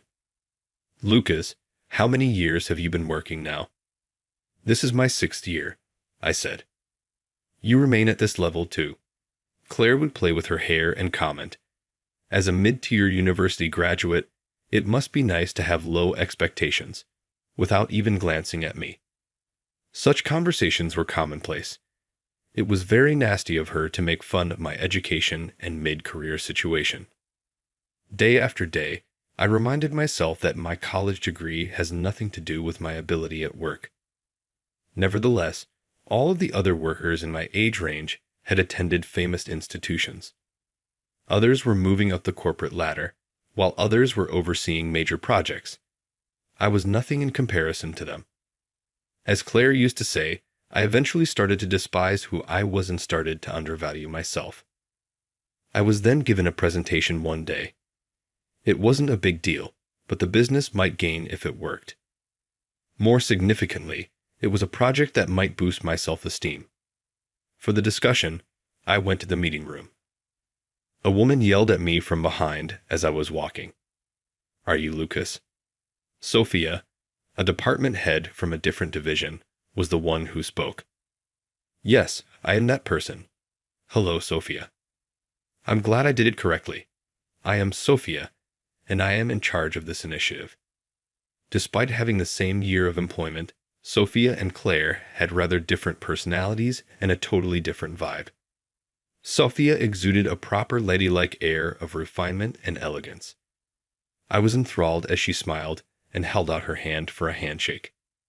Then Claire's voice interrupted. "Are you able to return to work? You're obstructing the corridor." I greeted her even though the hallway was wide enough for anyone to pass. "Hello, Claire." "Oh, it's you. Get back to work and stop wasting time." "Yes, that's why I'm heading to the meeting for the project you assigned me." Claire remained silent, her expression deep in contemplation. She spoke again after a pause, as though she had just remembered something. "Oh, that boring project. Perfect for someone as useless as you. Do your best." Claire had no clue what kind of work I was doing. She didn't care. What irritated me even more was her mockery of Sophia's project. Still, I couldn't bring myself to talk back, so I hung my head and waited for her to leave. "You haven't changed, huh? If you carry on like that, someday everyone will give up on you." Sophia was the one who spoke up for me. "What's so wrong about being honest? Shouldn't a manager communicate properly for the sake of their team? Your words are filled with malice. A manager's duty is to guide and overcome challenges together." I was happy she said what I couldn't. But this was the company hallway, and the gazes of the other employees felt sharp. Unable to withstand the awkward atmosphere, it was Claire who broke first.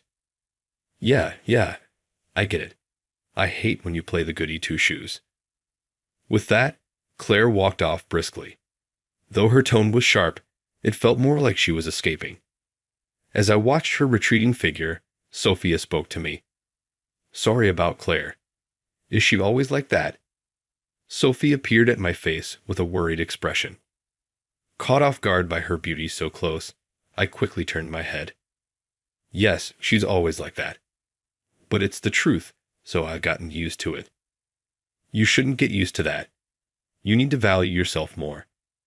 Her concern seemed genuine, and the sadness on her face stirred something in me. In this department, I'd never felt valued.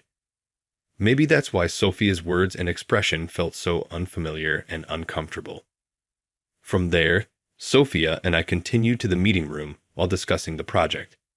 The project team consisted of 4 members: Sophia, myself, Henry from PR, and James from IT. Other than Sophia, everyone else was male. However, Sophia never gave off any sense of gender barriers. She was always warm, approachable, and easy to talk to. Perhaps because of the comfortable atmosphere, the meeting was lively with ideas. While this was only the first meeting intended as an introduction, we managed to discuss substantial details. It had been a long time since I felt such excitement and enjoyment in my work. "Lucas, don't hold back. If you have any ideas, feel free to share them. Fresh perspectives from newer members add a nice touch." "Sounds great. Let's absolutely make this a success and leave our president, Mr. Anderson, speechless." Henry, James, and of course Sophia were all senior to me, but none of them ever belittled me. They valued my input. Instead of belittling me, I felt lucky to have such a great team. I'll be right back. I'm going to the restroom.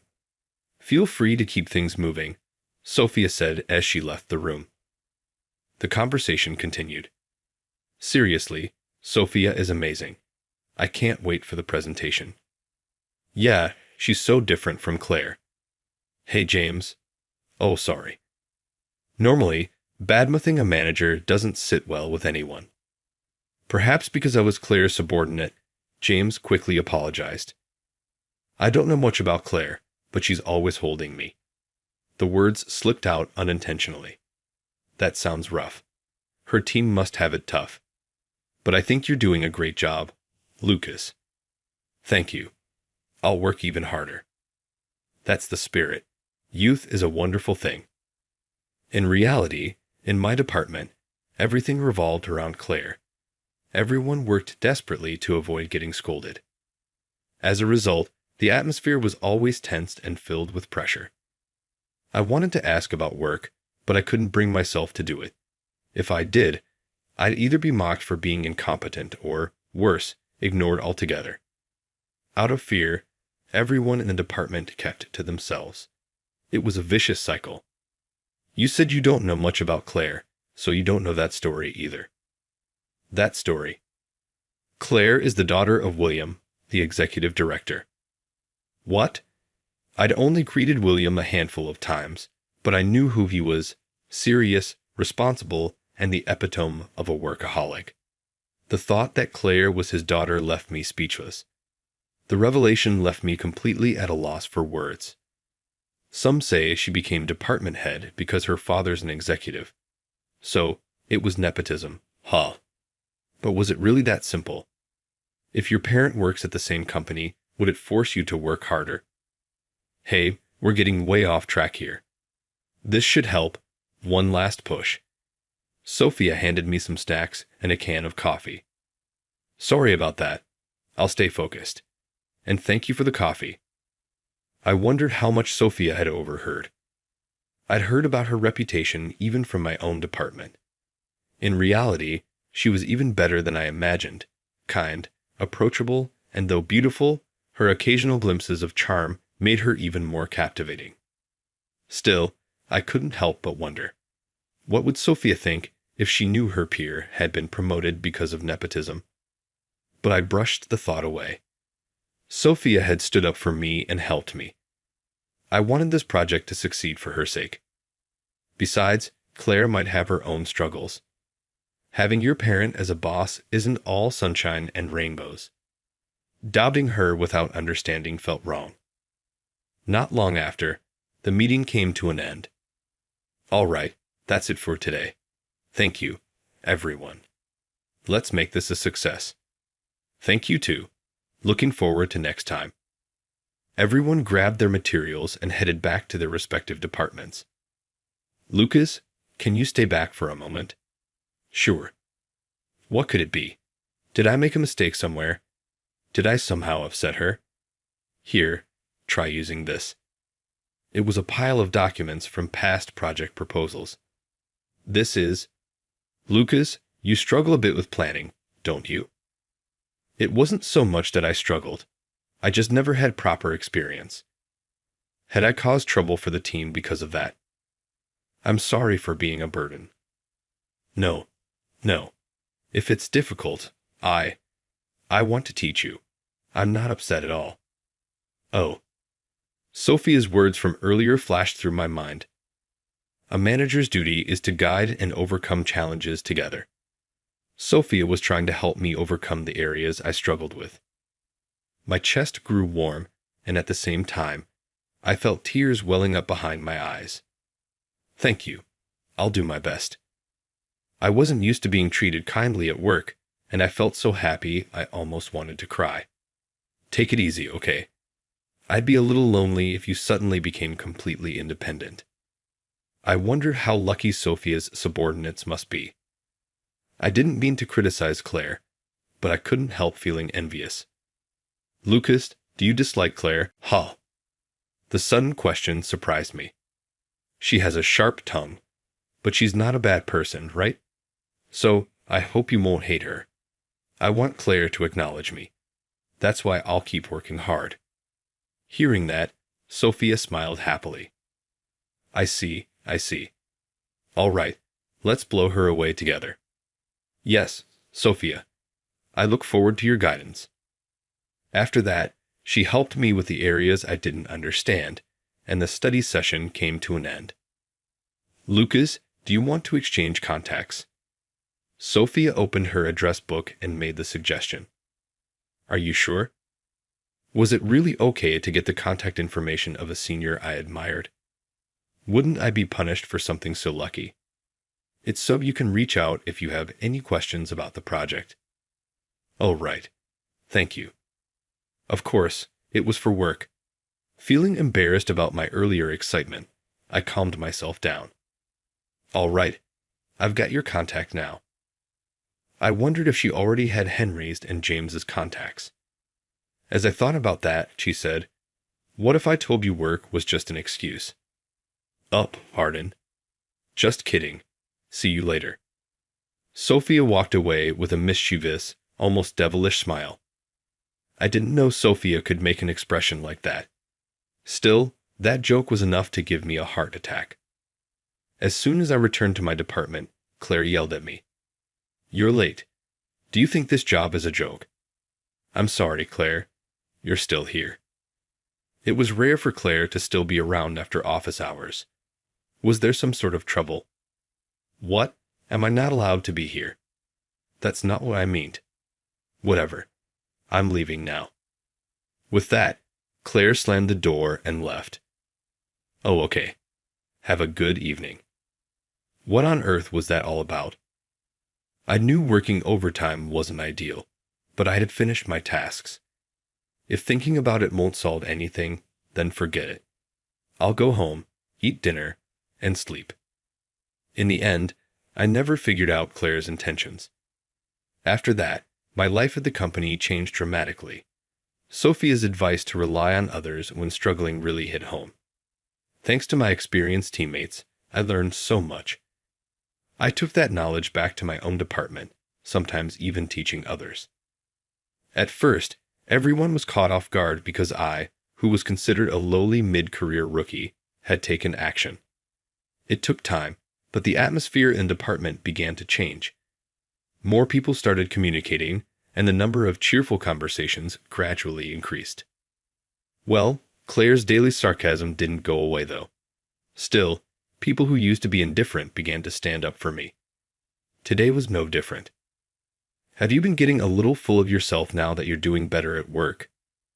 It happened when I submitted the materials Claire had requested. There wasn't anything wrong with them, so her comment caught me off guard. No, I didn't mean to. I tried to explain, but Claire wasn't done. Lately, you're clinging to Sophia. What's so great about someone whose only asset is her looks? Normally, I would let it slide, but today was different.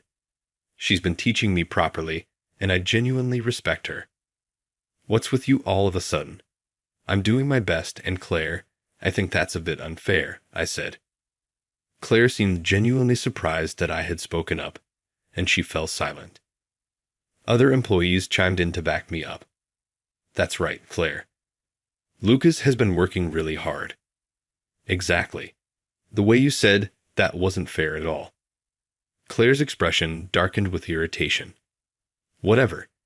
I'm done with this, she snapped and stormed out of the room. Once she left, I felt a wave of guilt wash over me.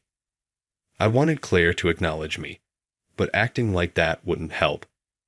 I felt like a failure as her subordinate. As I sat there feeling down, my senior spoke up. Lucas, don't worry about it. Yeah, Claire was in the wrong this time.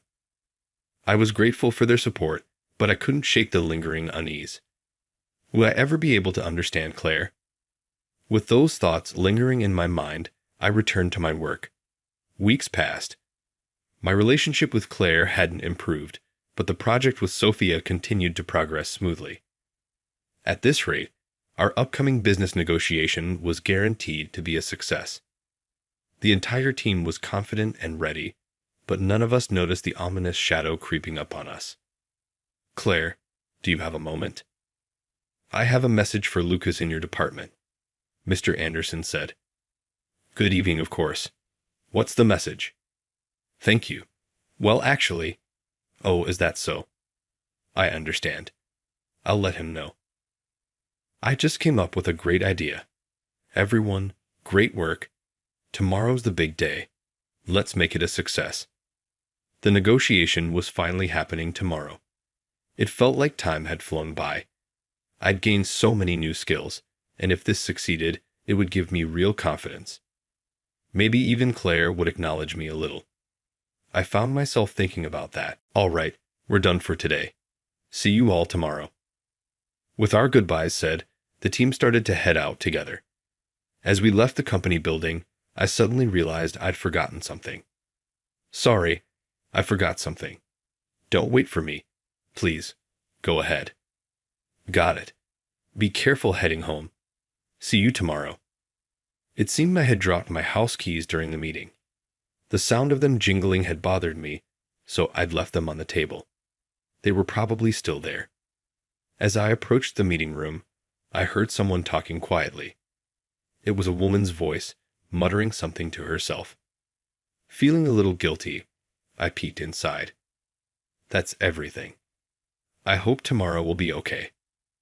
It was Sophia, alone in the room. It seemed she had sent us all home so she could review for tomorrow by herself. Her expression was darker than I'd ever seen, far from the cheerful, lively Sophia I knew. Even Claire has moments of weakness, so Sophia must too. I have to make this a success, she said. I froze. Sophia had started crying. In my surprise, I accidentally touched the door, making it creak loudly. Ah, who's there? Oh, I'm sorry. I just came back for something I forgot. The awkwardness was overwhelming, but Sophia must have felt it even more. I searched desperately for the right words, but nothing came. Sorry, you caught me at a bad moment. Sophia apologized first, and I felt ashamed. That's not true. I really respect you, Sophia. Sophia looked at me, stunned, her mouth slightly open. I see. Thank you. It's embarrassing to show you such a weak side, though. I think this side of you is great, too. Crap. I messed up. I meant to say I liked seeing her human side, but it came out all wrong. Wait, Embarrassment swallowed me whole, leaving me speechless. Thank you. I know what you meant, Lucas. Sophia, is there anything I can do to help? I asked. I wanted to do anything to support her. I didn't want Sophia to cry anymore. Even if it was just a little, I wanted to be her strength. After thinking for a moment, Sophia spoke. Can I let myself be a little vulnerable? Of course. Please lean on me as much as you need to. Sophia finally showed a small smile. Do you remember when I asked if you disliked Claire? Yes, I remember. People say Claire only got where she is because of her father, but that's not true. Sophia's eyes were serious, and there was no trace of a lie. It's harder because her father is an executive. She's constantly compared to him, and even when she succeeds, people find ways to criticize her. Sophia spoke about Claire as if she were carrying the weight herself. And yet, she works so hard. Compared to her, I feel weak and pathetic. Sophia, I'm terrified about tomorrow. I'm so scared I might fail. Sophia, who was admired by everyone, must have always been fighting her own battles. She had been pushing herself forward, encouraging herself to keep going. I, too, always believed that Sophia would be fine no matter what. Maybe all those expectations we had for her turned into pressure. Sophia, just as you opened up to me, I want to answer you with my true feelings. Please rely on me. I'm on your side. I'd be sad if you tried to carry everything on your own. Just lean on me. Bring it on. Pa, you're so dependable, she said, smiling at last. Lucas, there's actually a secret I've been keeping. Can I tell you a secret? Sure. Bring it on. I was thrilled that she was trusting me with something no one else knew. I braced myself to accept anything she said. Actually, what? Being ready to accept something and not being surprised are two very different things. I might have just heard something unbelievable. Finally, the big day arrived. Of course, I was nervous, but more than anything, I was happy to be facing the event alongside this team. Lucas and I will stand in front to handle the facilitation and note-taking. Would you two support us, please? Understood. We finished the final checks for our presentation and waited for the clients to arrive. Lucas, thank you for last night. I feel so much better now. It's no problem, but I was pretty surprised, Sophia said, laughing. Aha, sorry about that. Sophia's smile at that moment was radiant. Her smile suited her best. Is there something on my face? No, sorry. Hag, you're strange. Lucas. All right, let's get started. We stood in front, greeted the room, and began our presentation. At that moment, one of the men in the room raised his voice. Why isn't this in French? This is a negotiation with our company, isn't it? I didn't understand what was going on. There are participants from multiple countries for this negotiation, so we arranged for an interpreter, right? I was told she could handle it. The room erupted into a murmur of confusion. Outside the room, Claire was eavesdropping on the situation, a smug look on her face. Serves them right. They got too carried away. It's punishment for all that flirting. Inside the meeting room, complaints and grumbling voices grew louder. Did you lie about being able to speak multiple languages? There are things you should and shouldn't do, honestly. The unexpected situation left me stunned and confused, but for some reason, my body moved on its own. Excuse me, I'll take it from here. Wait, what? I stepped in front of Sophia. Let me begin the presentation. I said this in French and proceeded. The chaotic atmosphere in the room gradually began to calm down.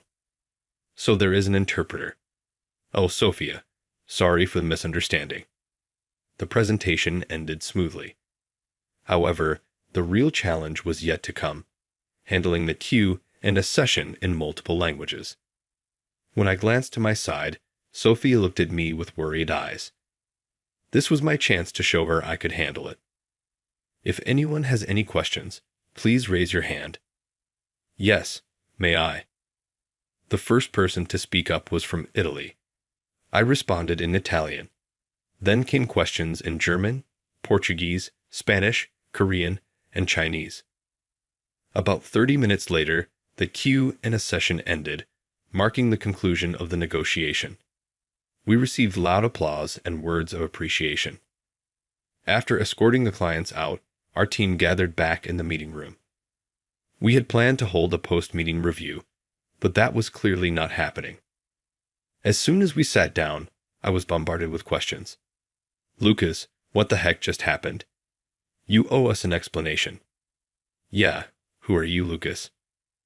I was sweating for a moment. Wow, you were amazing. I explained everything to my teammates.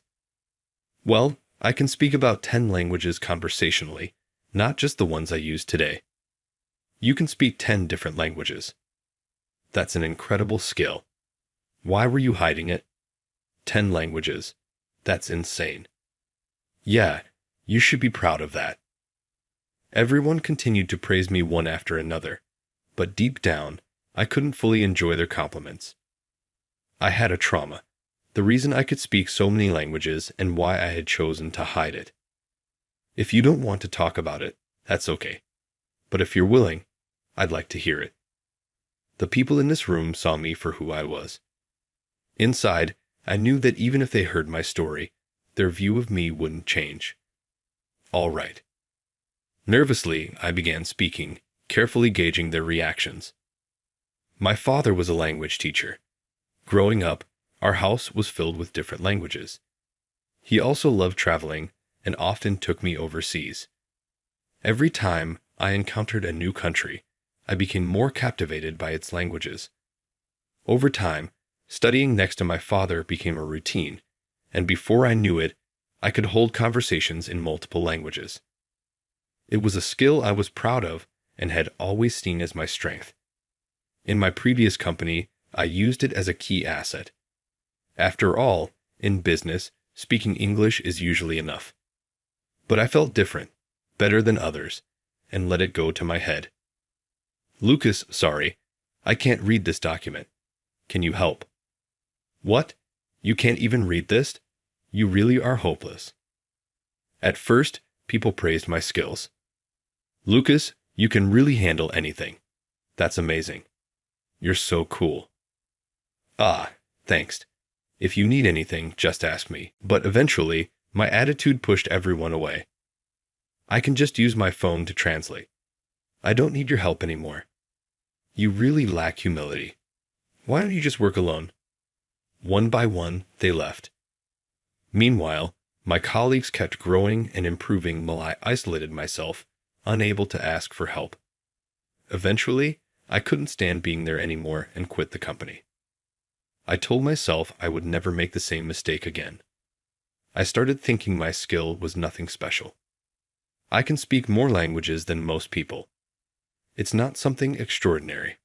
It's not something worth bragging about. That's what I kept telling myself as I went about my life. But living that way, I slowly lost confidence in myself. I started to dislike who I was and grew weaker, more hesitant. Even under Claire, it was the same. I didn't hate her, but her words always reminded me of my powerlessness. It was painful because it brought back that same trauma. But being part of this project changed me. I started enjoying work and feeling a sense of purpose again. Most of all, I regained a little bit of confidence. When I finished telling my story, Sophia gently rubbed my back. Thank you for sharing such a painful experience. But you really helped us, Lucas. If I had a skill like that, I'd show it off every day. You just get too full of yourself, so no way. The room erupted in laughter. I was so grateful that they still saw me the same way, even after hearing everything. It made me so happy I could barely contain it. Just then, I noticed someone's gaze on me. I turned around, and there was Claire, standing in the doorway. Claire, what are you doing here? What was all that just now? I wasn't told anything about this. Claire glared at me, but this time, I didn't flinch. Instead, I took a step toward her. I checked with upper management after the negotiation. Claire, you knew about this, didn't you? Wait, what? Is that true? Yes, you knew, but you deliberately didn't tell us. You wanted us to fail, didn't you? I stepped in front of Claire, pressing her for an answer. That's right. I didn't say anything. Why would you do that? Do you realize how serious this could have been? Because I hate that part of you, Claire snapped back, without an ounce of remorse. All you do is rely on your looks to get attention, even seducing someone else's team members. That's not true. No matter how hard I work, they always say it's because of my father. You could never understand how that feels. You'll never understand. Claire's frustration overflowed as she lashed out, seemingly unstoppable. I thought about how Sophia had always worried about her. This misunderstanding between them felt like such a waste. At that moment, I made a decision. That's not true. In fact, Sophia understands better than anyone. Lucas, wait. If you care about Claire, you should tell her, I said firmly. Sophia gave a small nod, so I continued. What are you talking about? Sophia is our president, Mr. Anderson's daughter. What? Everyone's jaws dropped. Sophia, is that true? Sophia nodded quietly. Sophia told me how hard it is to be seen as nothing but the boss's daughter. She said she admires you, Claire, that you're strong for enduring it and pushing forward. She thinks she could never measure up to you. Tears welled up in Claire's eyes. Her lips trembled, and the tears she had held back finally began to spill. I didn't know, Claire whispered. Sophia stepped forward and embraced her. I'm sorry. I knew I should have spoken up sooner, but I stayed silent. You must have been carrying this burden all on your own. I'm the one who should apologize. I was so jealous of you being respected by your team that I did something unforgivable. The two of them cried, holding each other tightly. Later, I learned something surprising. Claire had been tough on me, not out of malice, but because she wanted to say something as my manager. But I had never noticed, always relying on Sophia instead. Had I failed as Claire's subordinate? All I had ever wanted was her approval. Yet somewhere along the way, I'd lost sight of that. Lucas, I looked at the presentation materials you made. You put so much effort into it. I was genuinely impressed. Hearing that, I was stunned. The smile she gave me then was the most genuine and beautiful I had ever seen. Claire later reported everything to upper management and requested a transfer to a branch office. That branch was known as a dead-end assignment, so the news shocked everyone. But Claire seemed determined to continue supporting the company from there. She really was a strong person. Lucas, keep doing your best, okay? Yes, Claire. Please come back someday. Do you think I can? Won't everyone hate me? I won't. I'll be waiting for you. I'll be waiting too, Sophia added softly. Sophia had come from another department to see Claire off. Her smile was warm and kind. From now on, let's really get along, okay? We'll always be waiting for you, Sophia said. Thank you.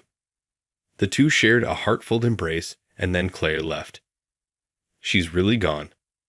Yeah, it's going to feel lonely without her. Sophia, are you crying? Want to borrow my shoulder? Hey, don't get carried away. When I teased Sophia, she turned bright red and scolded me. Well, if I were to borrow anyone's shoulder, I can't imagine it being anyone but yours. Wait, what does that mean? I asked in surprise, but Sophia just smiled mischievously and wouldn't tell me. Figure it out yourself, okay? Hey, that's not fair. Looking back on everything, there were hard times, but I was truly glad to have met Sophia, my team members, and even Claire.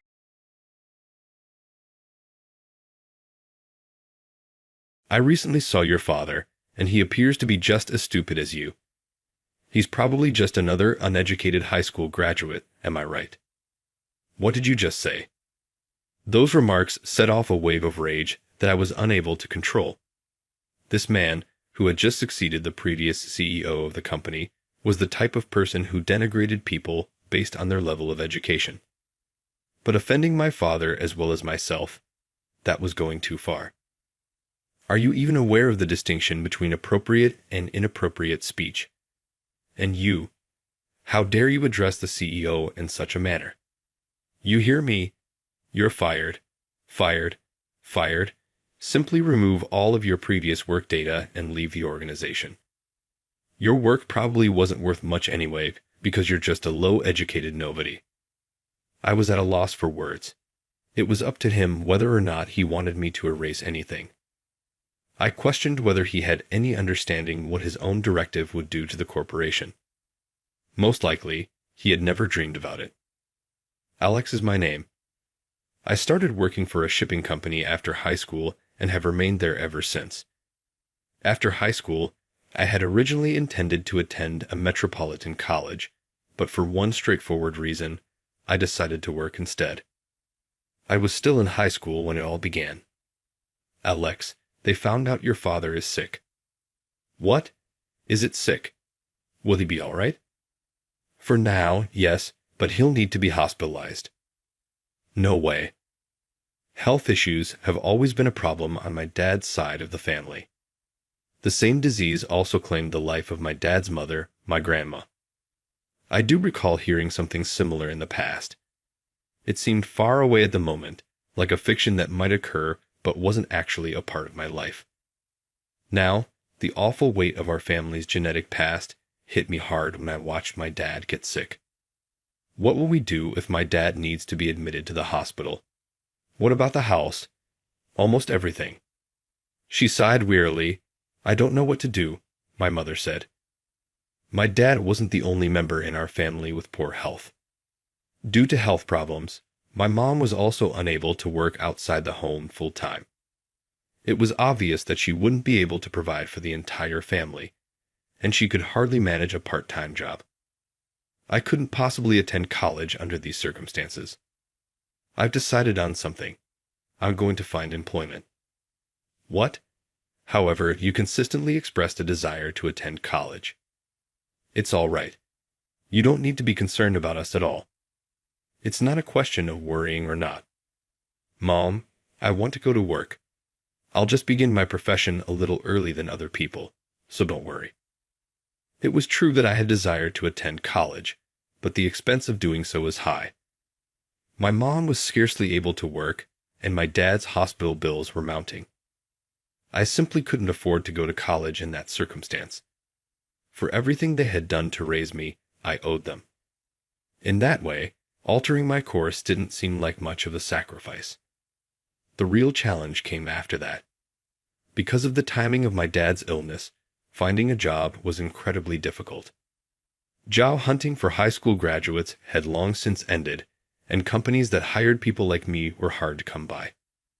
Well, technically, there were plenty of opportunities, but most of them were in construction, trucking, or caregiving, fields that demanded physical labor. If I didn't care about the type of job, I could have easily found work anywhere. However, probably due to my family background, I wasn't very physically strong, which was a major drawback. Time wasn't on my side, but if I rushed into a demanding job and ended up collapsing myself, it would defeat the entire purpose. I had to be careful and selective with my job search. Using employment offices and job search websites, I desperately looked for a job that suited me. That's when I found my current position at the logistics company. Logistics often brings to mind physical labor like transportation and processing, but back then, there happened to be an opening for an administrative role, so I applied for that position instead. With management and office work, I knew I could handle it.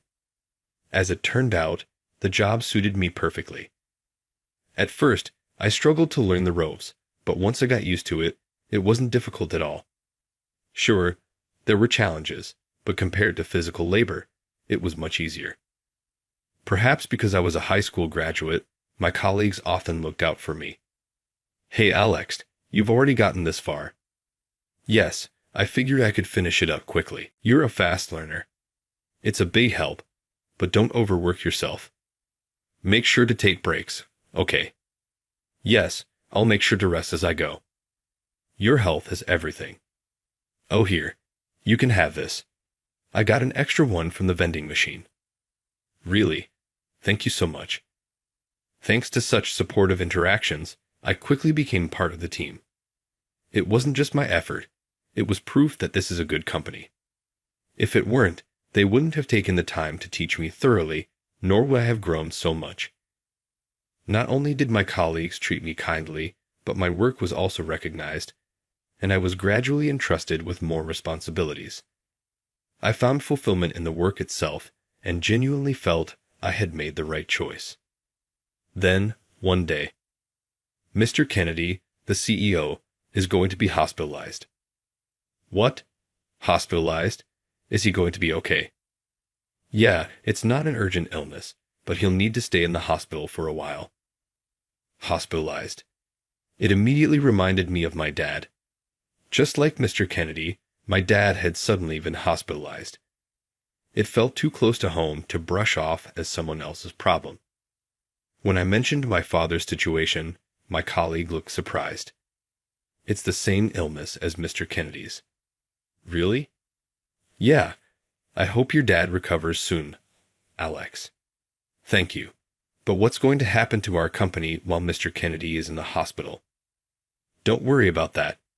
It seems his son will be stepping in as the new CEO. He has a son. That was news to me. However, Mr. Kennedy is at an age where having children wouldn't be surprising. It makes sense that he has a son. His son's name was Randall. He was 3 years older than me, so not much of an age gap. His father had fallen ill with the same condition when he was around my age. That made me feel a certain sense of kinship with him. He had been working at a small company until now, but his father's illness prompted him to resign. It seems he's joining our company as a result. I wondered what kind of person he was. Then the day finally came. I noticed someone unfamiliar at the company and quickly realized it was Randall, the new CEO. I decided to introduce myself and walked over to him. "Nice to meet you. You're the new CEO, Randall, right? I'm Alex." Instead of responding to my greeting, he blatantly stared me up and down. What's going on? Did I do something strange? Or is there something on me? Just as I was about to check myself, Randall suddenly snorted with laughter. "Oh, I know who you are. You're Alex, the high school graduate, right?" "What? A mere high school graduate? How did someone like you even get hired here? Was my dad blind when he made that decision?" "What do you mean by that?" I asked. "It means having someone as uneducated as you here is embarrassing. And not understanding that is exactly why you've stayed so low on the ladder." I couldn't believe it. Was he seriously insulting me the first time we met, and over my education, no less? Stunned by the sheer audacity of his words, I stood frozen as Randall turned and walked away without another glance. I never expected to be insulted like that. From that moment on, Randall's attitude toward me remained consistently condescending and dismissive. One day, despite there being janitorial staff, I was made to clean the restroom with the remark, "There's no work suited for someone with low education." On another day, I was handed menial tasks that someone else should have done, with the excuse, "I'd rather give work to someone with a proper education." And that wasn't all. Even though I had made it clear I couldn't do physical labor, he still made me organize the warehouse. To be treated so differently just because of my education was unbelievable. I wanted to complain, but he was the new CEO, after all. Not to mention, he was the son of Mr. Kennedy, someone I deeply respected. Swallowing all the things I wanted to say, I continued to do the work as Randall demanded. "By the way, I saw your dad," he said out of nowhere. Randall approached me with a smug grin, and I braced myself, thinking he was about to dump more chores on me. But instead, he said this. "You saw my dad. Where?" "At the hospital. I saw him when I was visiting my dad. I knew they had the same illness, but I didn't expect them to be in the same hospital." While I was still processing this, Randall continued. "He looked as dumb as you do. I bet he's just another high school graduate. Or maybe he didn't even finish high school." His words dripped with condescension, and I couldn't pull back anymore. He could say whatever he wanted about me, but dragging my father into it and insulting him for no reason, that was too much. "You're crossing the line," I said. "What do you even know about my father?" "What? I'm just stating facts. You don't even know the truth. All you do is throw insults. Can't you tell the difference between what's acceptable and what's not? Shut up. And you, how dare you speak to the CEO like that? Do you even know your place? This isn't about titles or education. This is about basic human decency. Always acting so self-righteous. Someone like you, who can't even speak respectfully to the CEO, is fired. Get out of my company." Randall raised his voice as if to declare I was in the wrong. Fired over this? It was absurd. Clearly, he was the one out of line. His face flushed with anger as Randall spat his next words at me. "People like you, with no education, don't leave behind anything of value. Delete all the data from your work and get out of here immediately." "All the data?" I asked. "Yeah, your work doesn't contribute to the company's profit anyway. Low education and useless work just take up space. So delete it all and leave." "Are you sure about that?" "What? Still talking back to me?" "No, it's fine. I understand. I'll delete everything and leave the company." I had so much I wanted to say, but it was pointless. Anything I said would fall on deaf ears with him. So, I did as I was told, deleted all the work data I had accumulated and left the company. Well, since I'm on my way home anyway, I might as well stop by the hospital. Normally, I wouldn't make it in time for visiting hours, but getting fired has freed up my schedule. What a cruel irony. I never thought it would come to this. What should I even say? After picking up some fruit as a gift, I headed to my dad's hospital room. He looked surprised when he saw me. Alex? What are you doing here at this hour? What about work? I got fired. I told him everything that had happened, hiding nothing. He probably never imagined I'd be fired for such a ridiculous reason. My dad was speechless the entire time. I still couldn't believe it myself. When I finished explaining, my dad looked at me with a mix of sympathy and disbelief. I can't believe something like that happened. Yeah, me neither. But it's fine. I'll just start job hunting again. No, you won't need to. There's a place you can work. What? The next day, my phone buzzed with an incoming call. When I checked the screen, Randall's name was displayed. Might as well pick up the phone. Hello. Alex. What's going on? What are you talking about? Don't play dumb. The inventory management system isn't working. You did this, didn't you? Oh, that. You're the one who told me to delete all the data, remember? Alex. I was simply following orders. When I was told to delete all the data and leave the company, I even double-checked and make sure you were serious. By now, the company must be flooded with complaints. After all, the system is used by 4,200 companies. If it suddenly stops working, it's not just our company that's in trouble. I've always had a good memory. Maybe my brain developed to compensate for my weak body. For that, I'm truly grateful. I used this sharp memory to start learning programming back in middle school, thinking it might be useful for work one day. I actively studied and built up my knowledge, and in this company, I finally got the chance to put my programming skills to use. I developed an inventory management system that was far more efficient than anything offered by other companies. In other words, the system this company relies on was created by me. So when he told me to delete all the data, the system itself was included in that. Though I might have gone too far, it's not right to cause so much trouble for everyone. I'll head back now and restore everything. Hurry up and get here. I couldn't help but notice how arrogant Randall was acting, but I reluctantly returned to the office. Thankfully, I had kept a backup, so restoring the system was successful. However, one question lingered in my mind. Why didn't you use the backup I told you about? As I pondered this, a senior colleague approached me and quietly explained. He didn't want to rely on you and hired a cheap contractor to restore the system. What? But the contractor botched it, making things worse. The problem escalated, and he had no choice but to call you. Honestly, is he an idiot? His unnecessary pride only caused more damage. I was too stunned to even respond. Well, the system is restored now. This is all your fault. What? Because of you, we've suffered massive losses. What are you going to do about it? My fault. You're responsible. You'll pay the damages, no matter what. You've got to be kidding me.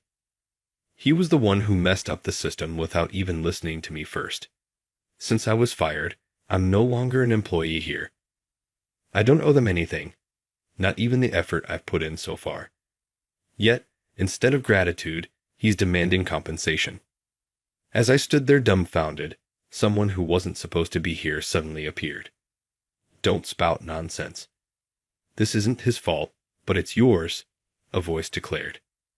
Dad, why are you here? Standing there was none other than Mr. Kennedy. Even Randall, who always acted so confident, looked visibly shaken.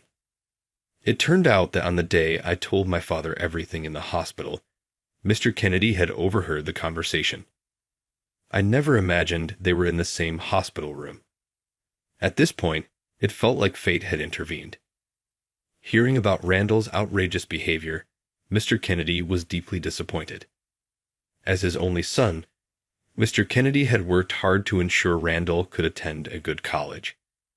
He used to be a diligent student, and his efforts paid off when he got into college. He successfully completed his degree and graduated. But perhaps the diligence had backfired, turning him into an elitist obsessed with academic backgrounds. Since Randall had never displayed this attitude in front of his father, Mr. Kennedy had no idea how bad it was. He apologized to me repeatedly, and though I wasn't at fault, it made me uncomfortable. There's something awkward about being bowed to by someone you respect so much. After hearing the full story, Mr. Kennedy couldn't stand by any longer, which is why he showed up at the company that day. I've heard everything from Alex. I had no idea you'd sunk so low. What are you talking about? This disaster is the result of your obsession with academic credentials. You'll take responsibility for it. Why should I have to take responsibility? Still don't get it. You're so fixated on academic achievement that you've lost sight of what truly matters. Enough is enough. Dad, the conversation is over. You've disappointed me. Not only will you leave the company, but you'll also leave my house. No, this can't be. In the aftermath, the company went bankrupt. The damage from the incident spread far beyond just this company. The financial losses were so severe that recovery was impossible. However, Mr. Kennedy had been quietly working on a certain plan behind the scenes. The launch of a new business venture. The place to work, my dad mentioned that day in the hospital, was referring to this project. Apparently, Mr. Kennedy had been preparing for the new business for some time, but was unfortunately struck by illness midway through. Even while recovering, he continued to move the project forward with the help of others. When Mr. Kennedy was discharged from the hospital, the new company was officially established. Although the previous company went bankrupt, all of us employees transitioned to the new company, avoiding unemployment. At first, I wasn't sure how things would turn out, but I'm truly grateful for Mr. Kennedy's foresight and efforts. The other employees were overjoyed, enthusiastically declaring to Mr. Kennedy, "Long live the CEO. We'll follow you forever." And the good news didn't stop there. "Dad, congratulations on your discharge." "Ah, thank you. Sorry for causing so much trouble." "It's fine. You were sick, so there was nothing you could have done about it." Yes, my dad had finished his treatment and was finally discharged from the hospital. Although he'd still need follow-ups, there were no major after-effects. I was so relieved he could come home safely. By the way, about the future. The future? Mr. Kennedy reached out to me. He said if I couldn't go back to my old job, I could join his new company instead. Really? Yes. I couldn't believe Mr. Kennedy had even made such an offer to my dad. It was true that after a long hospital stay, returning to his previous job would be difficult. That's why this offer must have been such a relief for my dad. After that, we started working at the new company that Mr. Kennedy had founded. I continued to use my programming skills to develop new systems. Improving efficiency and processes in the workplace was certainly important, but I had a specific goal I wanted to achieve. I aimed to create a system that allowed people to work from anywhere. There are many people who, for various reasons, can't work in a traditional office setting. I believe this system was necessary to ensure their skills and passion wouldn't be wasted. When I proposed the idea, Mr. Kennedy immediately agreed, and I began development without delay. It took some time, but the system was finally completed. By promoting this system, we were able to attract talented individuals who couldn't physically come to an office, and they joined the company. There are surprisingly many people who want to work but can't. People like my family, who are physically weak, or those who can't commit to long-term employment, are all around us. Thanks to this initiative, the company grew even more and became a well-known name in the industry. Alex, thank you so much. Because of you, we've been able to recruit incredible talent and grow as a company. No, I should be the one thanking you. If you hadn't let me join, I wouldn't have been able to contribute. Ah, I guess that means I had a good eye for talent. You certainly did. At that, Mr. Ken's expression turned serious. Then, can I trust my judgment and ask you for something important? Yes. I'd like to name you as the next CEO of this company. What? I believe you're the right person for the job. You dedicate yourself wholeheartedly to what you do and inspire those around you. That's the kind of leader this company needs. All right, I may still be inexperienced, but for the future of this company, I'll give it my all. Having praised his judgment, I couldn't exactly refuse. He got the better of me there. Still, being recognized for my abilities was genuinely gratifying. From here on, I want to continue creating an environment where everyone can shine and make the most of their talents.